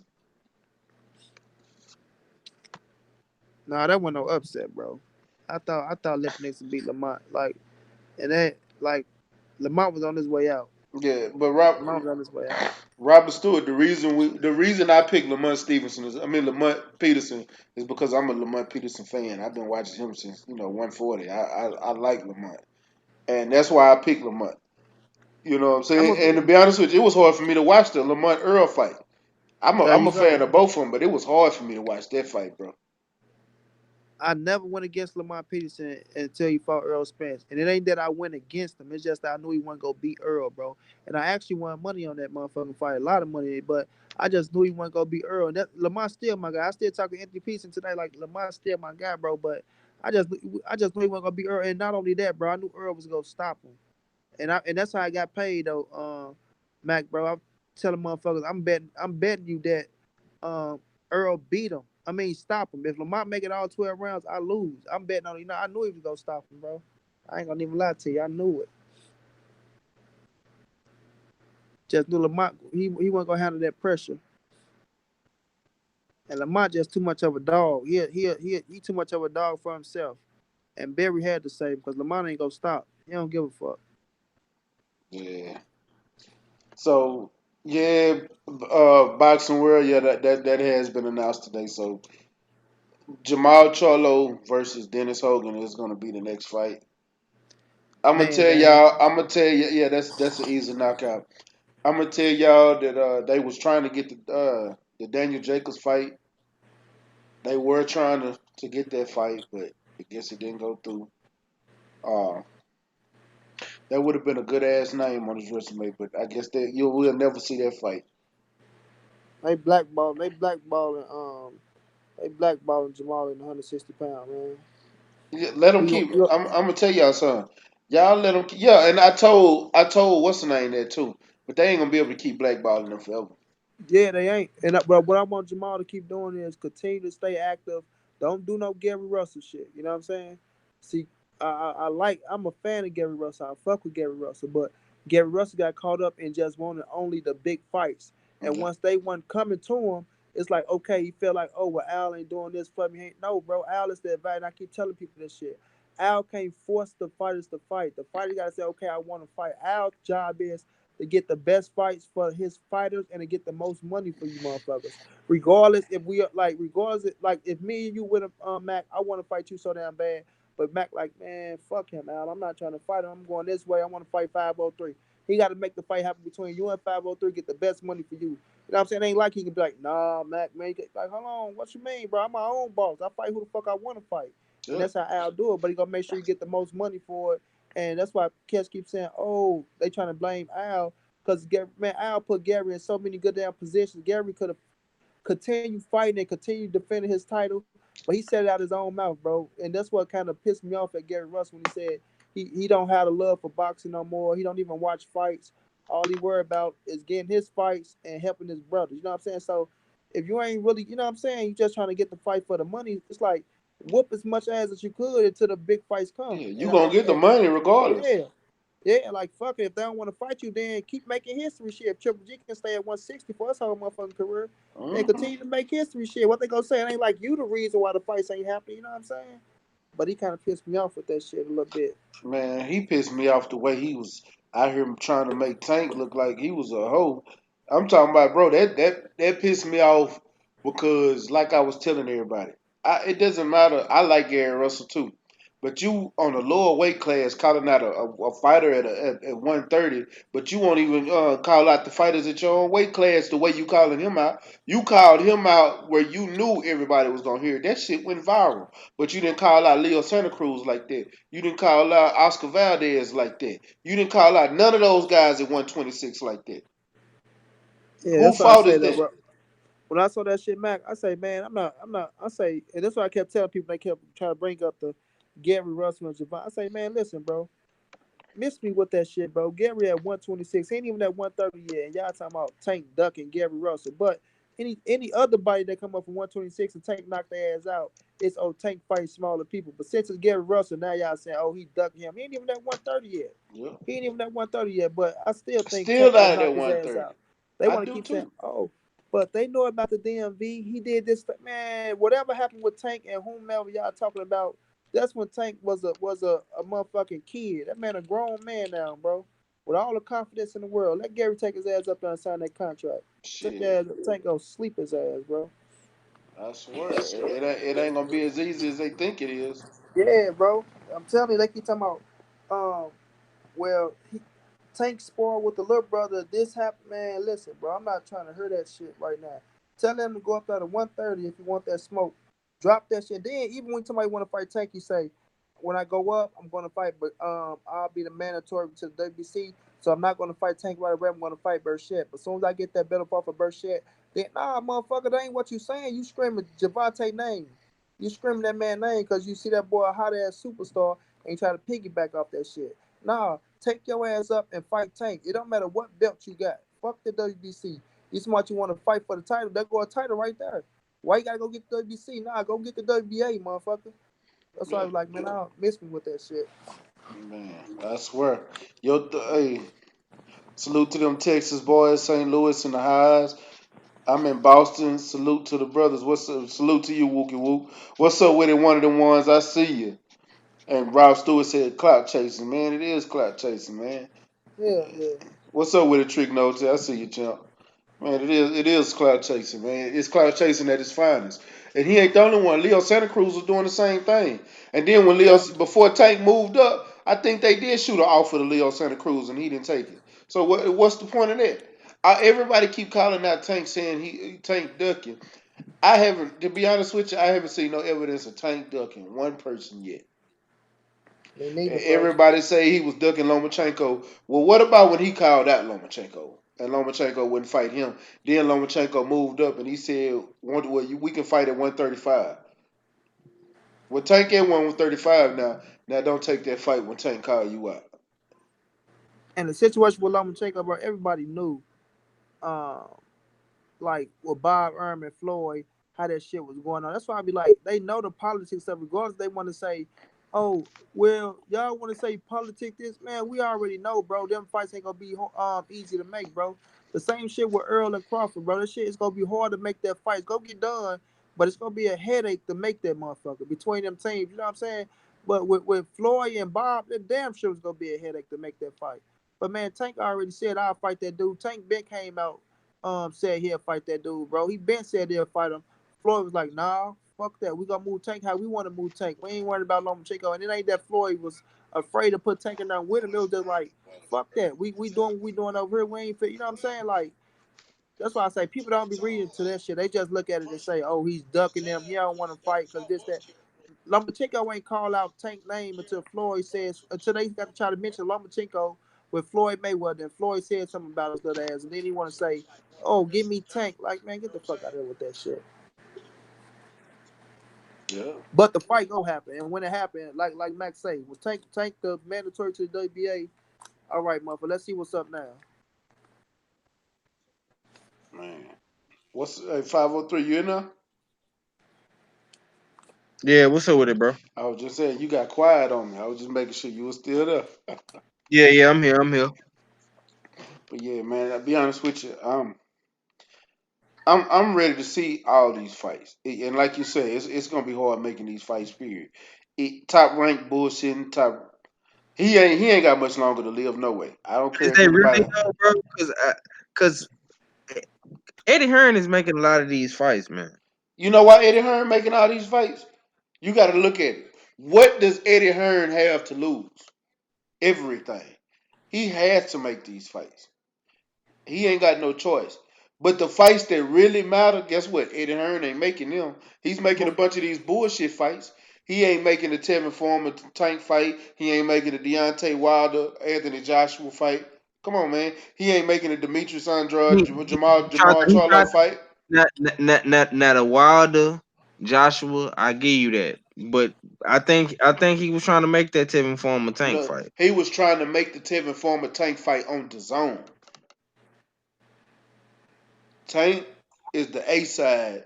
Tank wants to fight on his platform. He wants to fight to where he's going to be able to profit the most off of it because he is the A side. And you know Mayweather is loyal to Showtime. He's not finna turn his back on Showtime and go to the zone. Ever We for know that none of ain't his happening at fighters. all. The only way he gonna be able to do it for his fighters is if his fighters is going for a belt that Matchroom is holding. To be honest That's with you, up and coming. Yep. yeah. And the only fighter that he's got that he'll probably have to do something like that on is Maurice Lee. Cause and right now, Or not only Maurice Lee, or cause he making his name too though. Damn, Lil Darius Miller. yeah, I forgot about No, Darius Miller. if he Yeah, can get Darius if he Miller get an too. opportunity for him, because he been making his little name lately. If he can get an opportunity for him, he'll probably let that shit go because he can't. You know what I'm saying? But when you got a star like Javante and you got a platform for him already too, and the shit is working, like you see Tank growing into a pay per view star. You see it.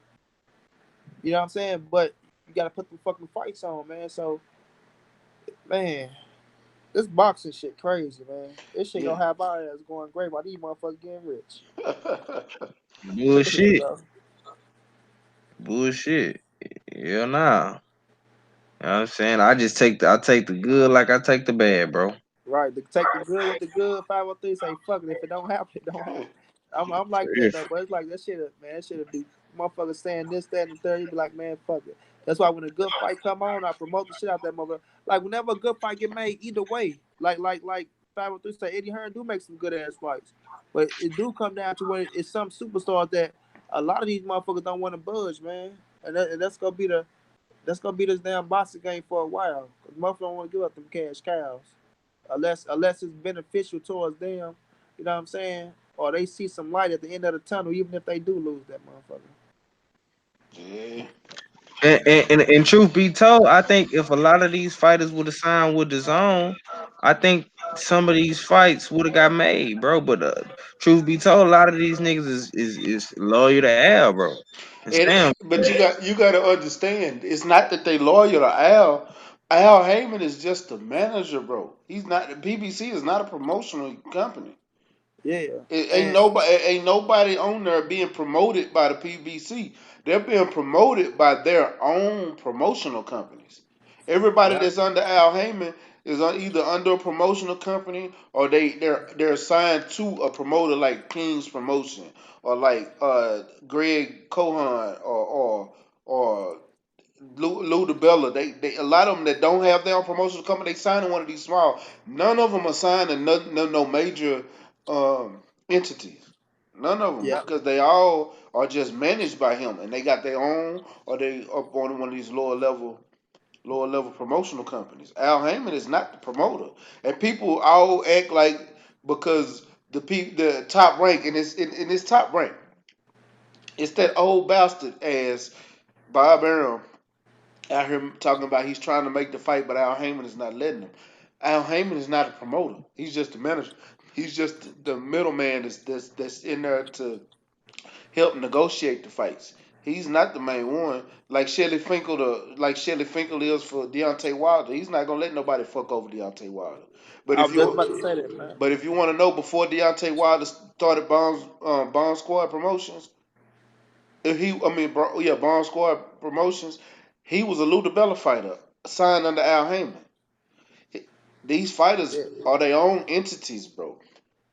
And they loving that freedom, man. It's Yeah, like you're not locked in. You're not locked into shit. You know what I'm saying? Because when you lock in these contracts, you obligated to a lot of shit, bro. You obligated to do this press tour. You obligated to do this, and I know some of this shit help some of these fighters get big, but some of these fighters don't want to do that shit. But at the same time, Al teaching them the business and the out game, the investment game, and it's an end game with Al Heyman. It ain't just, uh, we in this, we together, we making money. Motherfuckers go down the drain. That's it. I'll teach these motherfuckers the in and the out game of this shit, bro. And yeah. it's more to it than we see. You know what I'm saying? There's more to it than we see, bro. Like with Wild to say, motherfucker, oh, he walked away from $100 million. Man, shut the fuck up. You don't know Uh, what was in that yeah. contract. Hold You on, don't know what was in and that Basil's contract. Boxing World. See, I know you from the UK. Because you up here talking about have you read an Al Heyman contract? Ain't nobody read an Al Heyman contract. Have you ever read a motherfucking Eddie Hearn contract? Have you ever Yeah, read a Bob Earl contract? A Bob but Earl yeah, contract. fuck all Once you that. become champion, I yeah. Once you actually become have read a motherfucking what was Mike Tyson promoted? I've read a Don Don King's King, contract. That motherfucker right there is a bad motherfucker. You Don pay for King. every motherfucking thing. You'll go in there and have $150 million fight and leave there with $30 in your pocket. Hey man, you become a champion, you lock to that motherfucker for life, motherfucker. You ain't bullshitting. Life.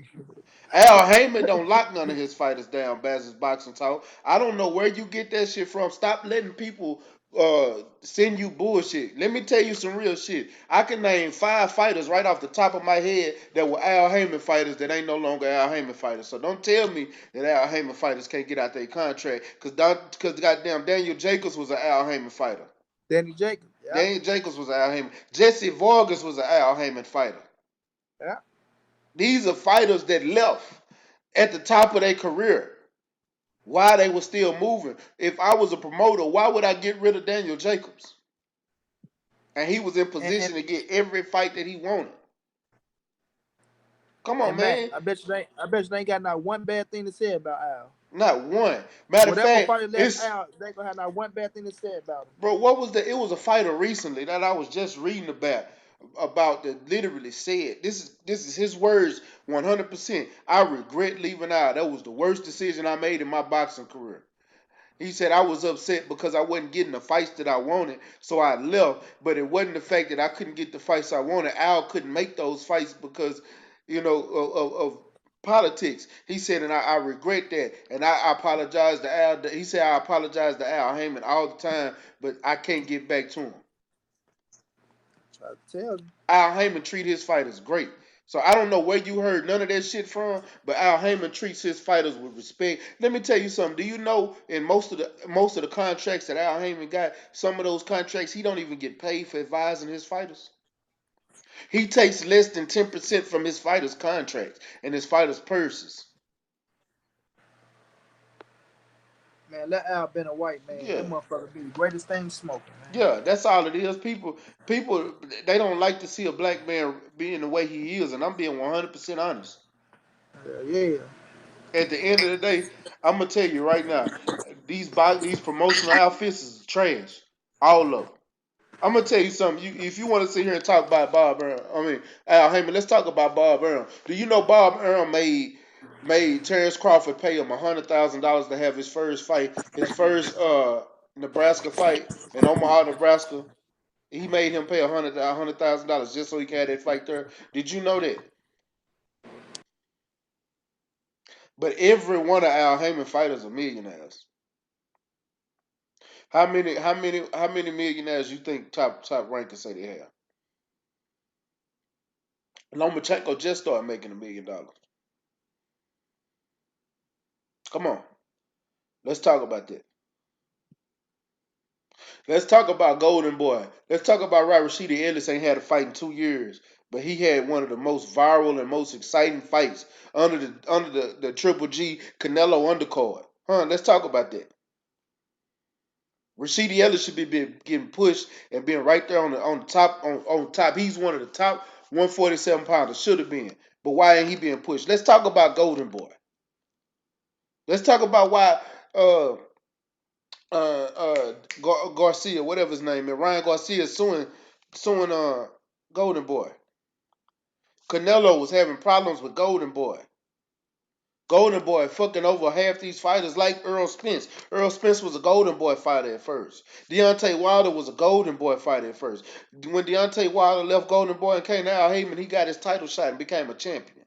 Let's talk about this. See, I love talking about the business of boxing because I'm a businessman. See, okay, you get me. Now you get me, but you were sitting here trying to down talk Al Heyman. I'm trying to tell you Al Heyman is probably one of the best things that happened in this sport. But y'all want to down talk. No, I'd rather down talk these promotional outfits than down talk to somebody who's advising and managing these fighters and teaching them how to use their money right and getting these fighters paid, putting money in their pockets. Let me stop ranting right now, because y'all getting me upset. because it's a black man at the top of the sport. And not only that, Mac, teaching them how to invest their money so they can have something at the end when Thank that you. boxing shit over with. Tank Davis was sitting there just talking about him having a trucking company. Yeah, Motherfucker, man. 18 Top with him. Cat just fell in the building, man. Speaking of big trucks, Yeah. man. You know what I'm talking about? What's going down, my brother? What's going down, man? Paige, who's cracking with it, man? What's the deal? Man, just chilling, just chilling. You know, dude. Hey, we've been talking about everything, but somebody just ran me. No, nothing against you, but dog, y'all gotta look at it. We can't sit here and talk about one person all the time, cause y'all and it's nothing against you, Beza Boxing World. Let me tell you, the reason I went at you because every single time it's a lot of the UK people. I got one of the UK. One of the ones is from the UK. That's my partner. You know what I'm saying? Alex Santos, who ain't even in the building, he's from the UK. That's my partner. Lies Dawkins P, the pimping. It's my partner. They UK. But most of the time, the grief I get from people that talk about Al Heyman are either from the UK or they Mexican fans. That's they the majority of the time. And I have to let y'all know, let's sit here and break this shit down. I gotta break it down so y'all understand why we support Al Heyman the way we do. And why we shit on Bob Arum evil ass, who's probably ain't got nothing but a few more years left to him any goddamn way.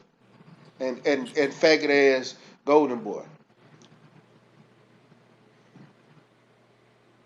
They refuse to do their research, Mac. That's all. Yeah, And then when they do their research, they see shit that's true.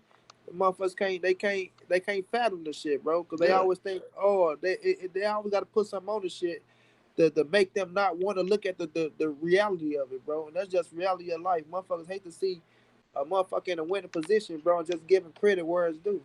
facts, facts, man. That's 100% facts.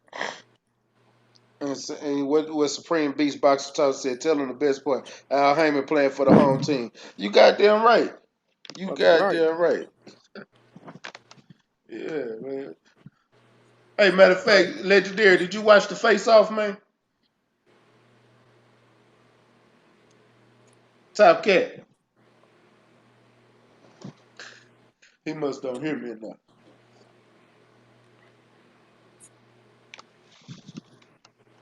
Top Cat.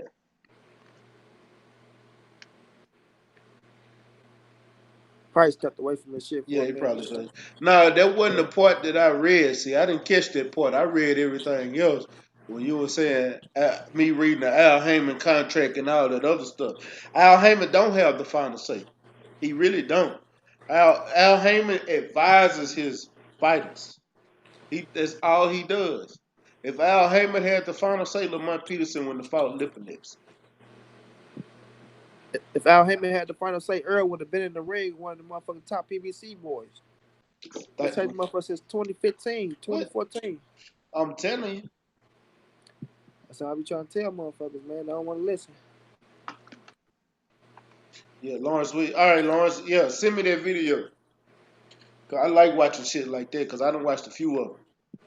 Salute to Lawrence Williams. That's a Yeah, knowledgeable brother right there, boy. for real. Y'all go subscribe to my brother Lawrence Williams. Matter of fact, y'all subscribe to all the brothers on the channel.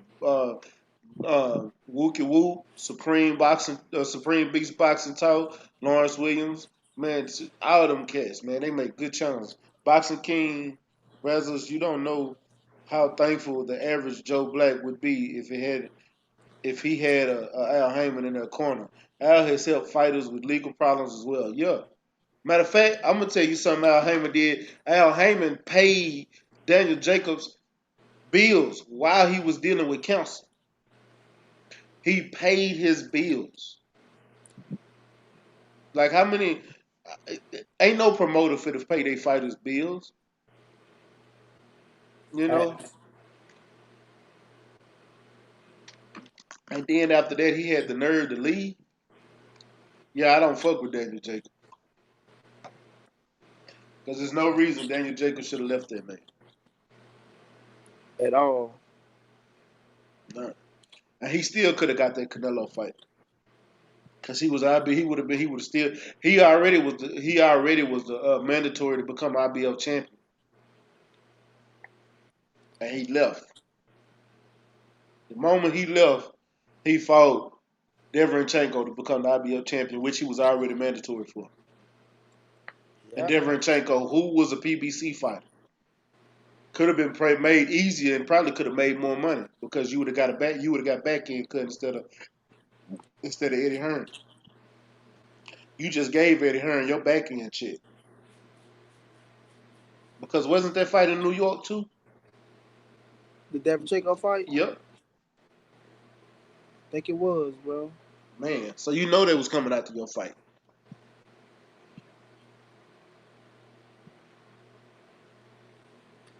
Look, Lawrence Williams just said Al Heyman kept a representative with Donna Stevenson until he got back on his feet. Yes, sir. And then Eric also said Al Heyman saved boxing or it would have died with HBO. Man, to tell you the truth, he do got a claim to that. Who, Al? Yeah. Hell yeah. Al got the biggest contract. I mean, Al, all the fights Floyd got with the biggest pay-per-view numbers in history, all that shit up on the Al Heyman banner, bro. Yep. All that shit on the Al Heyman banner. It's nothing that's at the top of the boxing level that you can say Al ain't got his hand on, bro. Yep. You know what I'm saying? Motherfuckers playing off the Al Heyman playbook. And they hate that shit. They don't wanna. You see when Al came out, all the motherfucking Golden Boy tried to sue him, Top Rank tried to sue him. All their ass failed. I think he settled out with one of them, but all their ass failed. You know what I'm saying? Get the fuck out of here. Y'all can't bring that man down, bro. Y'all can't bring him down. Motherfucker, to be truthful with you, he helped save Golden Boy. You know what I'm saying? He helped save you motherfuckers. Yeah, You know, the fight's gonna be in November. He said any movement on Wild Ortiz. Said yeah, that fight's gonna be in November. Yeah, we knew that was getting pushed back. Yeah, I think it got pushed back because of Earl and Sean Porter. So they had to push it back. You can't have two pay-per-view fights in the same quarter. As far as an entity, maybe on different networks. Yeah, it's not a good business model to have two pay-per-views in the same quarter. Yeah. So yeah, that's why they did that. I'm trying to see. It's supposed to be another pay-per-view coming up though, besides them two. Oh no, that ain't pay-per-view. That's just Canelo. Canelo, what's the name? Kovalev. Yeah, they're still in negotiation, but they're trying to set that fight for November. I mean December. December. Yeah, Yeah, I know they trying to get it in this year. yeah, because Canelo fight twice a year. Yeah, and the zone want that motherfucker. Yeah. The zone gotta have it. That's the only fight that's gonna keep them relevant. Yeah. Yeah, cause them hoes out of there. Hey, but watch this here though, man. The nerve of this hoe Eddie Hearn to think he was about to, this hoe really thought he was gonna put Tank Davis, Tevin Farmer on the zone. Yeah, that's what we were talking about earlier. Man, nigga, you out your motherfucking mind, nigga. That's when niggas don't respect the game. Though you gotta respect the game, homie. You ain't about to put Joshua up, nigga. That's Mayweather promotion. Who else over there at Mayweather promotion? They gonna put all their resources behind Tank. Mm-hmm. Nigga, them niggas a motherfucking machine. Nigga, you tripping. And the nerve of you, nigga, you was worried about the wrong thing, homie. You should have came in and worried about getting Tevin Farmer right to win the fight. Then, nigga, you could come to the table. Tevin Farmer don't put asses in the seat. Nigga, fuck is wrong with you? And if Tevin Farmer is the top fighter at 130 right now, and he don't put asses in the seat, then you know what the check's looking like. You already know what they looking like. Fuck is wrong with you? Nigga gonna come in here, nigga. That's like you put AJ up. You know what I'm saying? You coming in this hoe and you let AJ go to somebody motherfucking platform. And then you gonna take him to the zone and suffocate him over there. Nigga, you ain't seen no Mayweather checks. You ain't seen the motherfucking Al Heyman checks, homie. So that's why you talking like that. They get that back end money. You feel me? You talking about going to an app, nigga, and you talking to the king of pay-per-view, talking about taking this shit to an app. Nigga, excuse my back. What's up with it, Kelly the Enigma, my brother? He's in the building. What's happening, family? I see you, champ. Hey, Kelly, Top Cat. fire that shit Hey, up, Top Kelly. Cat, excuse my back and my back end money, bitch. You Hold on, hold understand on, me? hold on. And my TV money. And my Yeah, TV money, all right, bitch. bitch. We want that raised money that you put in you and your daddy pocket. Yeah. Got us fucked up. All that money. I needs mine. I needs mine. With interest. Eddie Hearn put himself before the game. He put himself before the motherfuckers making the sacrifice. He taking food out these niggas' family mouth. You understand me? Joshua miss out on 50 mil. Destroy Kell Brook career. Nigga fuck cause Triple G was off in he gave them the same contract. Who was that pulled out of that fight with Triple G? Or didn't want to take the fight? I can't remember. Somebody didn't want to take the fight, so y'all Kell Brooks said, I'll take it. You understand me? And they paid him the same the same ticket or whatever. I'm trying to Was it the back? remember. Eddie Hold Hearn on. jumped bad. You know what I'm saying? This hoe always putting itself before the game. And you sitting over here in your mind thinking you gonna bring Tank Davis to the zone, my nigga. And the whole time you over here plotting and scheming, trying to come up on the play to try to win, nigga, they cut your rope. You wake up the next morning, nigga, and that shit don't even exist no more. You know what I'm talking about? Real, Squad bro. business. You know what I'm saying? Nigga, you out of there. Eddie, get your bitch ass away from here, nigga. Before a nigga go in your pockets, ho. the, There's a lot of the hungry lines out this motherfucker ready to crack something. Man, Eddie gotta start trying to play. He see the problem with Eddie is that's the main problem with Eddie. I'm not saying nothing wrong with Metro. It's not the deal that he got. It's not what he doing with Metro. It's the zone deal. Everybody that he's negotiating with, he's trying to bring to the zone. Don't nobody want to fight on no app. Number one, you trying to bring all the fighters to the zone. Ain't nobody, everybody not trying to fight at the zone. Think about every single fight that Eddie Hearn is a part of. He's trying to bring them to the zone. Every single one of them, bro. It's not gonna happen. You're not gonna bring. You got Loma over there, but you're not gonna bring no Tank to the zone. He the A side.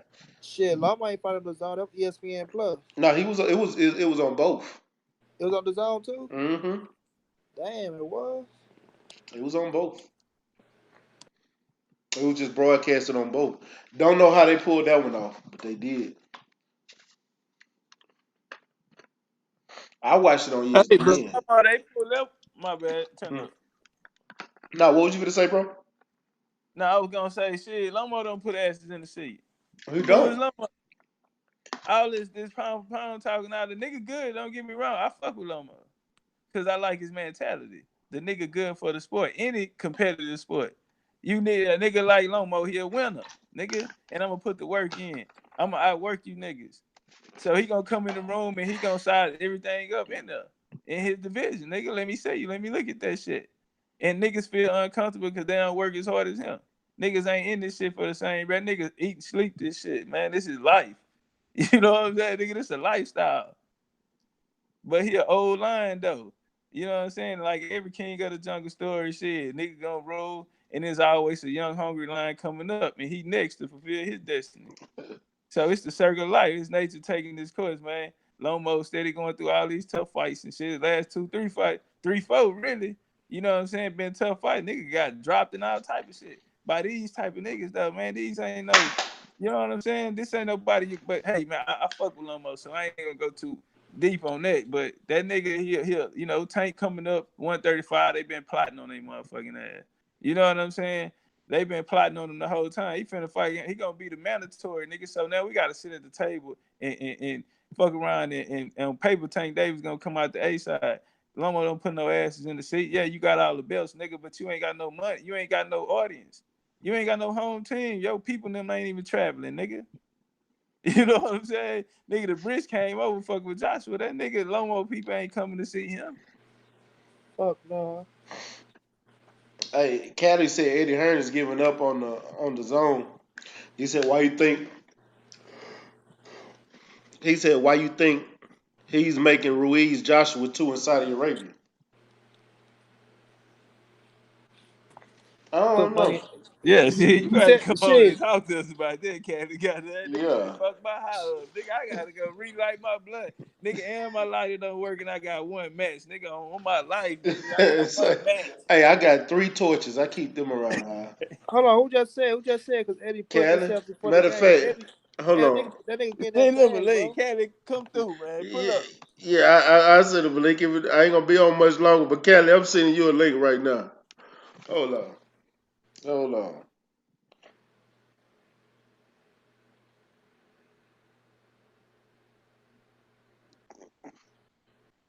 Cali, I just sent you a link on the goddamn Hangout.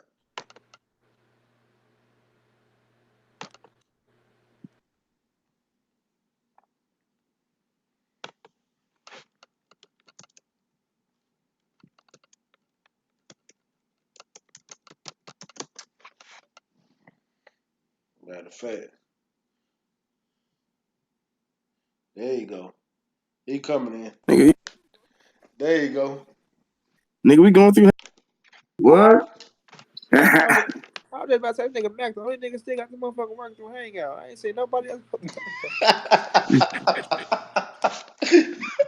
Hey man, I had to figure out a way now. I figured out my way. Shit, I was using Zoom at What's first. what's up Um, with it, Cali? oh man, like I said, man, I spoke about this in a live stream with last week. This is it's clear as Eddie Hearn to get ready to give up on the zone. If you really look at what he's doing, he not really pushing for no big fights on it no more. He also talking about how the money coming up short. How the zone not gonna be paying out the big money no more. How the zone about to start tightening up the purse string. So the way he moving, man, he definitely get ready to get off there, man. He know that the zone get ready to come to an end, and you don't really see him talking. You don't even see him talking about the zone like that no more. Uh, I mean, he know what time it is, man. He got some fighters. He figured his own crash. He got some of these other fighters and stuff like that. Maybe we could take it to some other network. But Eddie Hearn has completely failed as a promoter in America. He don't know how to put on shows here. He's been here for a little over a year now, and he still sucks. Reality is he still don't understand the culture here. He can't relate. He still act like we're some movie or something like that. He's promoting the fights like it's the 80s, man. He's promoting the fights like he's in the UK.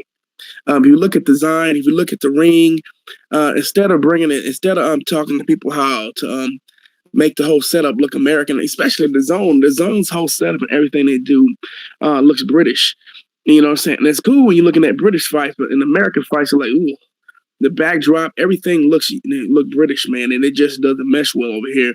And it's a turnoff for me. And I'm pretty sure it's a turnoff for a lot of other folks too, man. I just don't like the foreign look of the zone, man, and the way that they broadcast the fights, man. And it's just not appealing to me, even though I watch anyway because I like boxing. But the zone really needs to make the change, man. And I'm telling you, it probably turns a lot of people off. I'm pretty sure it has turned a lot of people off because if I'm talking about it, I know somebody else has spoken about it too. But yeah, I think Eddie Hearn is definitely giving up on zone, man. He just, like I said, you don't really hear him talking about putting together too many events. I know he's talking about putting together KSI versus Logan Paul, and he's hoping that that'll be a huge event for himself, so he can finally say that he's put on a mega event. But if that fight is a mega event, it ain't gonna be because of you. It's gonna be because Logan Paul. I mean, because you know, so Paul for Paul Logan and you know, so and KSI. So and that's what it's gonna come down to. So it has nothing to do with you, Logan Paul, Paul Logan, whatever the fucking name is. But I don't know which it's something like that. But it'll because of them. They did a big event on YouTube without Eddie Hearn. So Eddie Hearn, he has his mindset. They said, I'm gonna be putting. He's trying to jump on everything and hoping he can get some type of credit, so he can get some type of momentum for himself, hoping that he can, become this mega celebrity. And nobody gives a shit about Eddie Hearn in America, man, and they're not going to. He's just not. He's a nobody here, man. He wants to be. He's a YouTube personality, and he's been a failure. So I mean, I can't think of anything he's done successful over here, but he's going to continue to try and try and try and try. The reality is he needs to make some changes. He needs to adapt to the American culture and not try to push his British culture onto America. And he hasn't been able to do that yet. And none of the stars, none of the fighters he has become stars over here, or whose profile has even grown over here. Nobody who he's no one who he's promoted profile has increased over here. Everyone's profile has went underneath the ground because no one's seeing them fight. And when Joshua fights Ruiz, we're going to be watching Alabama, which is more than likely Alabama versus somebody in the SEC championship game. And then, of course, you got the ACC championship, the Big 12 championship, the Pac-12 championship, Big 10 championship, and other conference championships. That's conference championship Saturday. So, and that fight comes on at 12 p.m. Pacific time. And so that's 2 p.m. Central time or 2 p.m. Texas time for you guys. Man, people going to be watching football, man. I'm just keeping it 100 here, man. Yeah, man.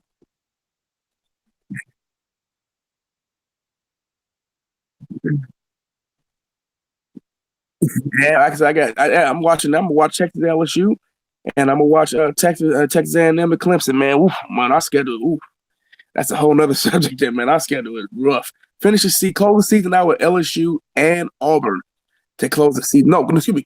No, so let me change that. We close the season out with LSU and Georgia. That's the final 2 games of the season.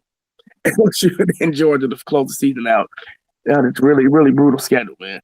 But yeah, man, Eddie Hearn said he thinks that. I said, dude, the best that Eddie Hearn can try to do is maybe go to a college football game and try to learn the culture, try to learn about the sport of football. Try to hang around America and absorb the culture and ask questions and actually try to learn and get acquainted with the American culture.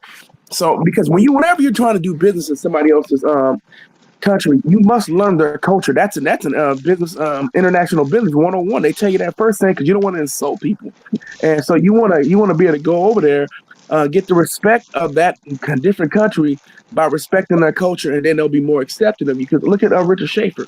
Richard Schaefer's not American. I mean, he's been here for a long time, but he's not American. But first thing you do, you want to learn the country and the culture, so you're not going around offending any people. But see, the problem with Eddie Hearn, no, homie. See, you're not from America. You can't say this shit. Eddie Hearn go to the hood and he won't make it out, and I put that on God now. It ain't no hood in America Eddie Hearn can go to and think he gonna make it out of it. Not even in a small town, because they gonna look at him like he money and like he's a white boy that don't know where he's supposed to be. And guess what? They finna use the shit out of him until they can't use him no more. And then he might. Now he will say something. He might end up saying something insulting. More than likely. And see, that's dog. He's not that stupid. And see, but here's the thing though. When you don't know the culture, it don't have to be intentional for you to say something stupid. See, that's part of not respecting the culture, the American culture, by not learning the culture. So when you don't know the culture, you say things that are insulting towards the culture, and he's done it before. Yeah, so he doesn't know the culture. So because he doesn't understand the culture, it's not him doing it intentionally. He's doing it because he's ignorant to the culture. And see, the problem, I'm going to tell you, the major problem with Eddie Hearn, it ain't so much of Eddie Hearn being a promoter. Eddie Hearn wants to be famous. Instead of just being a promoter, he wants to be famous. He wants to be in front of the camera. He's in front of the camera more than his own fighters are. And that's a problem. He wants to go Hollywood. I told you guys that I remember when he was first got to the zone, I said, this dude want to be Hollywood, man. This dude wants to go to Hollywood, wants to go on Broadway. He wants to be on, I mean, he wants to be on the late night talk shows, just being famous. He wants to be out there in front of the camera. He wants all that love.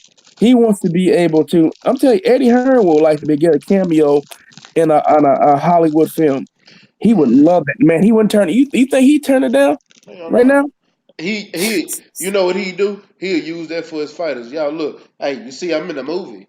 If you want to be in the movie, come on over the match room. I can make it happen for you. That's what he's gonna do. I promise you. Oh, I guarantee it. But like I said, because he doesn't know the culture, and most people don't even know who Eddie Hearn is, man. But he when he came over here, his mindset was to become major over here. Unfortunately for him, he's a tiny fish in a giant pond when he come over here. He's a fish out of water, man. Don't nobody knows you, bro. Nobody knows you over here, and you're irrelevant. And we like our sports. You know what I'm saying? He was talking. I remember one time he was talking about this sports like, we got football over there. So you guys call it soccer. He said, man, and he couldn't figure out why. We don't like I said, we like our sports, and we like in America, we like the sports we like. And that's period. We don't care about nobody else's sport. You call it arrogant or not, but that's our culture. So you respect our culture, respect yours. You think soccer's number one. Cool. He said, but it's popular. I don't give a fuck if it's popular around the world. I can care less. It's popular over here too, but it ain't soccer time right now. The only time we pay attention to soccer is World Cup because I watch the shit. I'm a gambler. World Cup is one of the biggest times for me to gamble. No, soccer. I mean, it's popular in the sense that if you want to say it's like the seventh or eighth sport in the world, but if you try to put it up against college football or the NFL or the NBA or Major League Baseball or hockey or even boxing, because I don't know, boxing and hockey probably run the same. I mean, boxing and soccer run the same. It depends on what it is, what kind of event it is, but yeah, it's about the same, man. Tennis, hey, be honest, tennis and golf are higher. NASCAR is higher as well. So when you account for all that, then those all go ahead of like boxing and soccer. Boxing and soccer are at the bottom. Yeah, go ahead. To a certain extent, I can agree with you on NASCAR being higher. In the South, NASCAR is higher. But as far as a whole, soccer is higher because you got to think about it. You got to think about the Mexican and the Mexican population. No, I'm talking about the United States. In the United States, NASCAR is way higher, man. Check out the ratings. It destroys soccer, man. NASCAR gets extremely high ratings. I'm no joke. NASCAR gets high. Even though it's declined, it still gets extremely high ratings. It ain't no comparison. In this country, globally, none of these sports can touch soccer. Yeah. Globally, soccer is locked down. It's here. It's here in the United States where soccer is just it's like the 9th or 10th most important sport. But globally, shit is number one. It ain't even close. But here, it's still minuscule, man. It's a niche sport here. I mean, it's growing. Maybe by the time I'm dead, it'll be a top 4 sport or something like that potentially. That's what I'm saying. So maybe it'll happen, but as of right now, football's still God. Football's God. Baseball, especially in October. Baseball has picked their popularity back up. Shout out to my Astros, but baseball has picked its popularity back up. Oh man, the Astros gonna win the World Series again, bro. You goddamn right they are. Yeah, they got the top pitch staff. I don't think the top hitters too. I don't think nobody's beating us right now. No, I said I'm just going off pitching, man. Because at the end of the day, that's where it's gonna count at anyway. And I ain't even worried about the bats. You'll be able to score enough runs.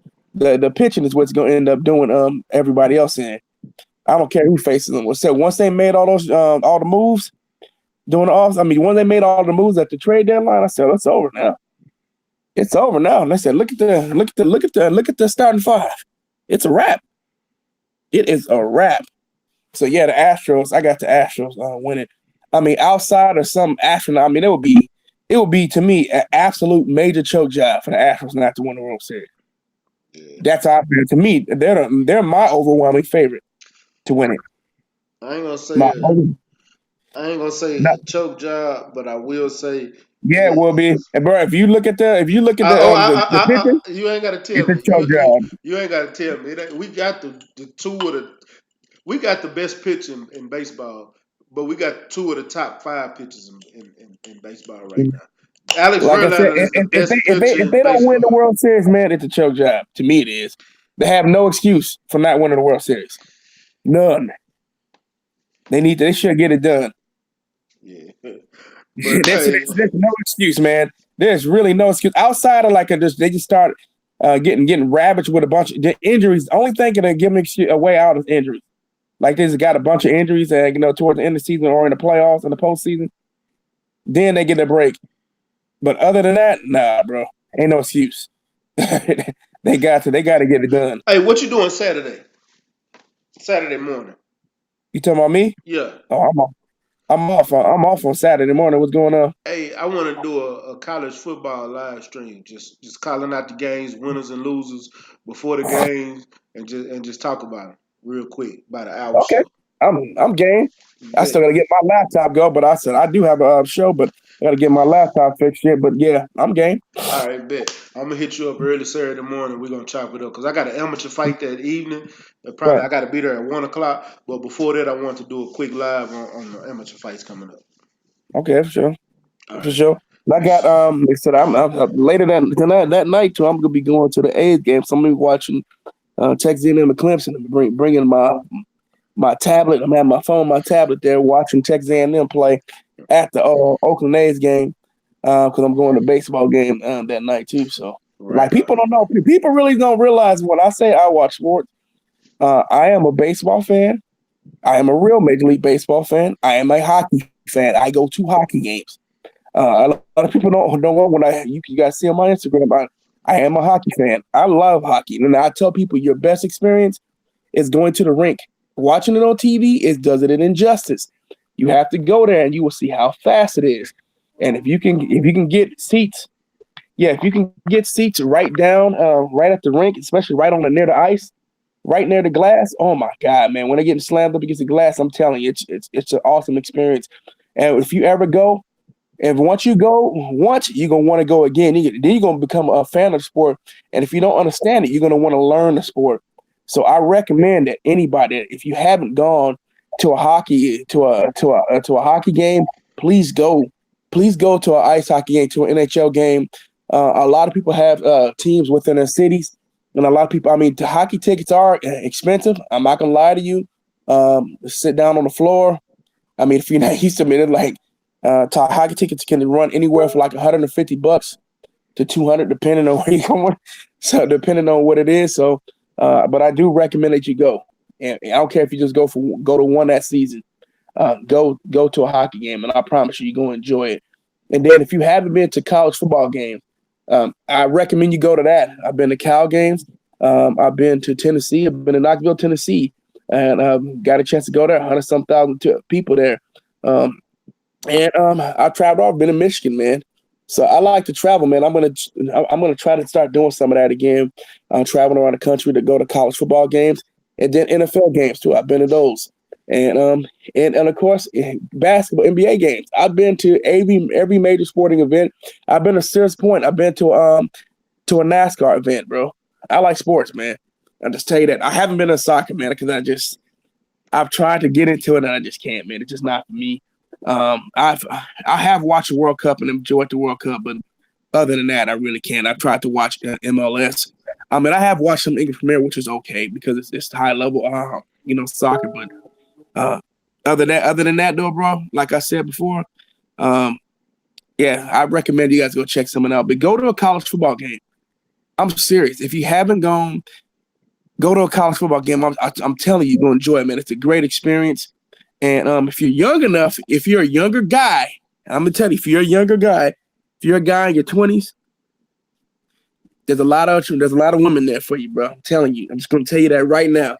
Your eyes gonna get healthy in a minute. So if you're a younger guy, then listen, I'm not recommending because I wouldn't talk to them because they're all young enough to be my daughter. I'm not talking to no 18, 19, 20-year-old. But if you're like 23, 21, or you're like 19 or something like that, go. I promise you'll be a happy person. So you can go there and holler. You go holler at a bunch of them college girls, man. I'm telling you, you'll have a good time, bro. And then I used to go to Cal, man. I used to have a place called Frat Row. And man, I used to have parties and stuff down there, man. When I was like 18, 19 years old, man, I'd be down there, man, partying there with them dudes, man. All kind of chicks going through there, man, drinking, having a good time, man. I'm telling you, bro. Go go to a college football game, especially if you're a youngster, man. But even as someone older, man, you just want to go enjoy the game. Go, man. The whole atmosphere, the student section, from the band to the game to the sound. I mean, just to the sights. It's different, man. It's not the same. It's a whole different kind of event from the NFL, man. It just is different kind of crowd, different kind of energy. I recommend going to both, man, because both of them, when it's a great game and it's two high level opponents, it's nothing like the event, bro. I'm just telling you. So I love boxing. You know what I'm saying? I recommend you go to a boxing event if you've never been to that. Go to MMA, go to UFC event, man, too. That's another one too.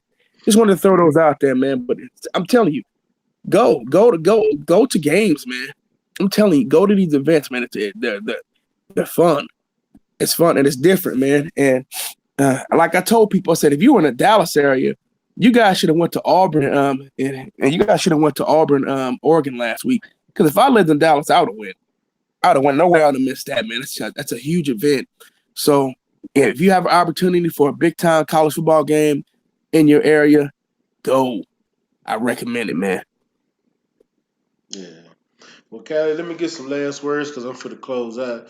And I'm finna go jump my ass in the shower and shit. Get ready for work in the morning. Oh, man. Thanks for letting me come through, man. I appreciate it. You know what I'm saying? Haven't hopped on nobody else's live stream in a while. Haven't done many live streams at all, man. I've just been busy, man. Me You know either. what I'm saying? I said I'm finna get back to at least dropping videos again. Yeah, I had to, man. But you know what I'm saying? I ain't even had time to do that, man. My time, these last 3 weeks have just been just absolutely occupied and just absolutely no time to do nothing, man. So it's nice to get a chance to sneak some stuff in here and there. But if as things start to come back to normal, I can start to drop videos and stuff like that, man. And like I tell everybody, man. Like I said, when I drop something, if you can share it with other people, stuff like that. But man, I'll try to get some content for the Earl Spence Sean Porter event. I'll be down there, man. All right. Hey, Fuller gonna be there too. So hey, yeah, that's a good link up. oh yeah, I'm gonna be there. I'm bringing my nephew with me, man. So it's gonna be crazy, man. And I'm gonna be at I'm gonna try to go to Robinson. My also goes to go to Wilder versus Ortiz too. And like I said, man, I'm gonna be prepared for that too. So, and I'm juiced. I'm juiced about both fights, man. And like I said, the card for Earl Spence, Sean Porter is great. So, but like I said, thanks Mac for letting me come on, man. Nice to do a live stream with you again, bro. Long time no see. Again, and you know what I'm saying? Kind of like the old days, brother. I appreciate you, my brother. All right, man. Appreciate it. Yeah, it's back like the old days. Man, shout out to the almighty LDBC, man. Shout out to everybody that came through fucking with me today. Shout out to New Media. Shout out to all you guys, man. I appreciate everybody that came through. It was a good show, great conversation. I'll be back Friday because tomorrow is the Smoke City. Y'all make sure y'all download the app so you can check out the Smoke City Mobcast tomorrow. Comment in the chat because we're going to be looking at the comments in the chat. Also, Thursday nights I'll be at the radio station. But I should be back this Friday because I don't have nothing this Friday except watching the Devin Haney fight. Oh, no, that's next Friday. Or is it this Friday? It's either this Friday or next Friday, Devin Haney fight. I'm going to be watching that, but I'm going to go live before the fight, do a small little man cave conversation, just chop it up with everybody. Great convo. But yeah, man, it's No, appreciate I know you it. want to get in the box. I just reminded me. I don't know why you see, man. You got to get out to a high school football game again, bro. You Oh, got to get out. I do. I go to them. I got nephews to play. Okay, for sure. Yeah, I got to be there. God, kids too. I'm gonna be there. But yeah, man. Hey, Hey, not like Friday night football, bro. Friday Night Lights. But Man, I love it. I ain't gonna lie. I'm happy. This is the best time of the year for me, man. For all this football is back, man. Basketball getting ready to come back. You got October baseball. Hockey is in preseason and getting ready to start up. I love this time of the year, man. College football, college basketball players reporting into camp and stuff like that. I love this. I love this time of the year. I mean, especially if you're American, if you're a fan of sports, man, you gotta love this time of year. It's the best, and some of the best fights, and usually the best fights happen around this time of year too, man. Yeah, you're right. But man, I'm finna jump off. Y'all make sure y'all like, comment, subscribe, and share my videos to all your social media platforms. If you haven't, so hit the subscribe button, hit that bell icon. And it's your boy Matt with Stay Ready Boxing TV. I appreciate you jumping on, Kelly. Salute to you. Hey, you got to come back on next time if you're free, and we're gonna do that show Saturday too. For sure. Already. And For sure. it's your boy Mac with Stay Ready Boxing TV. You ain't got to get ready if you stay ready, man. One. Go.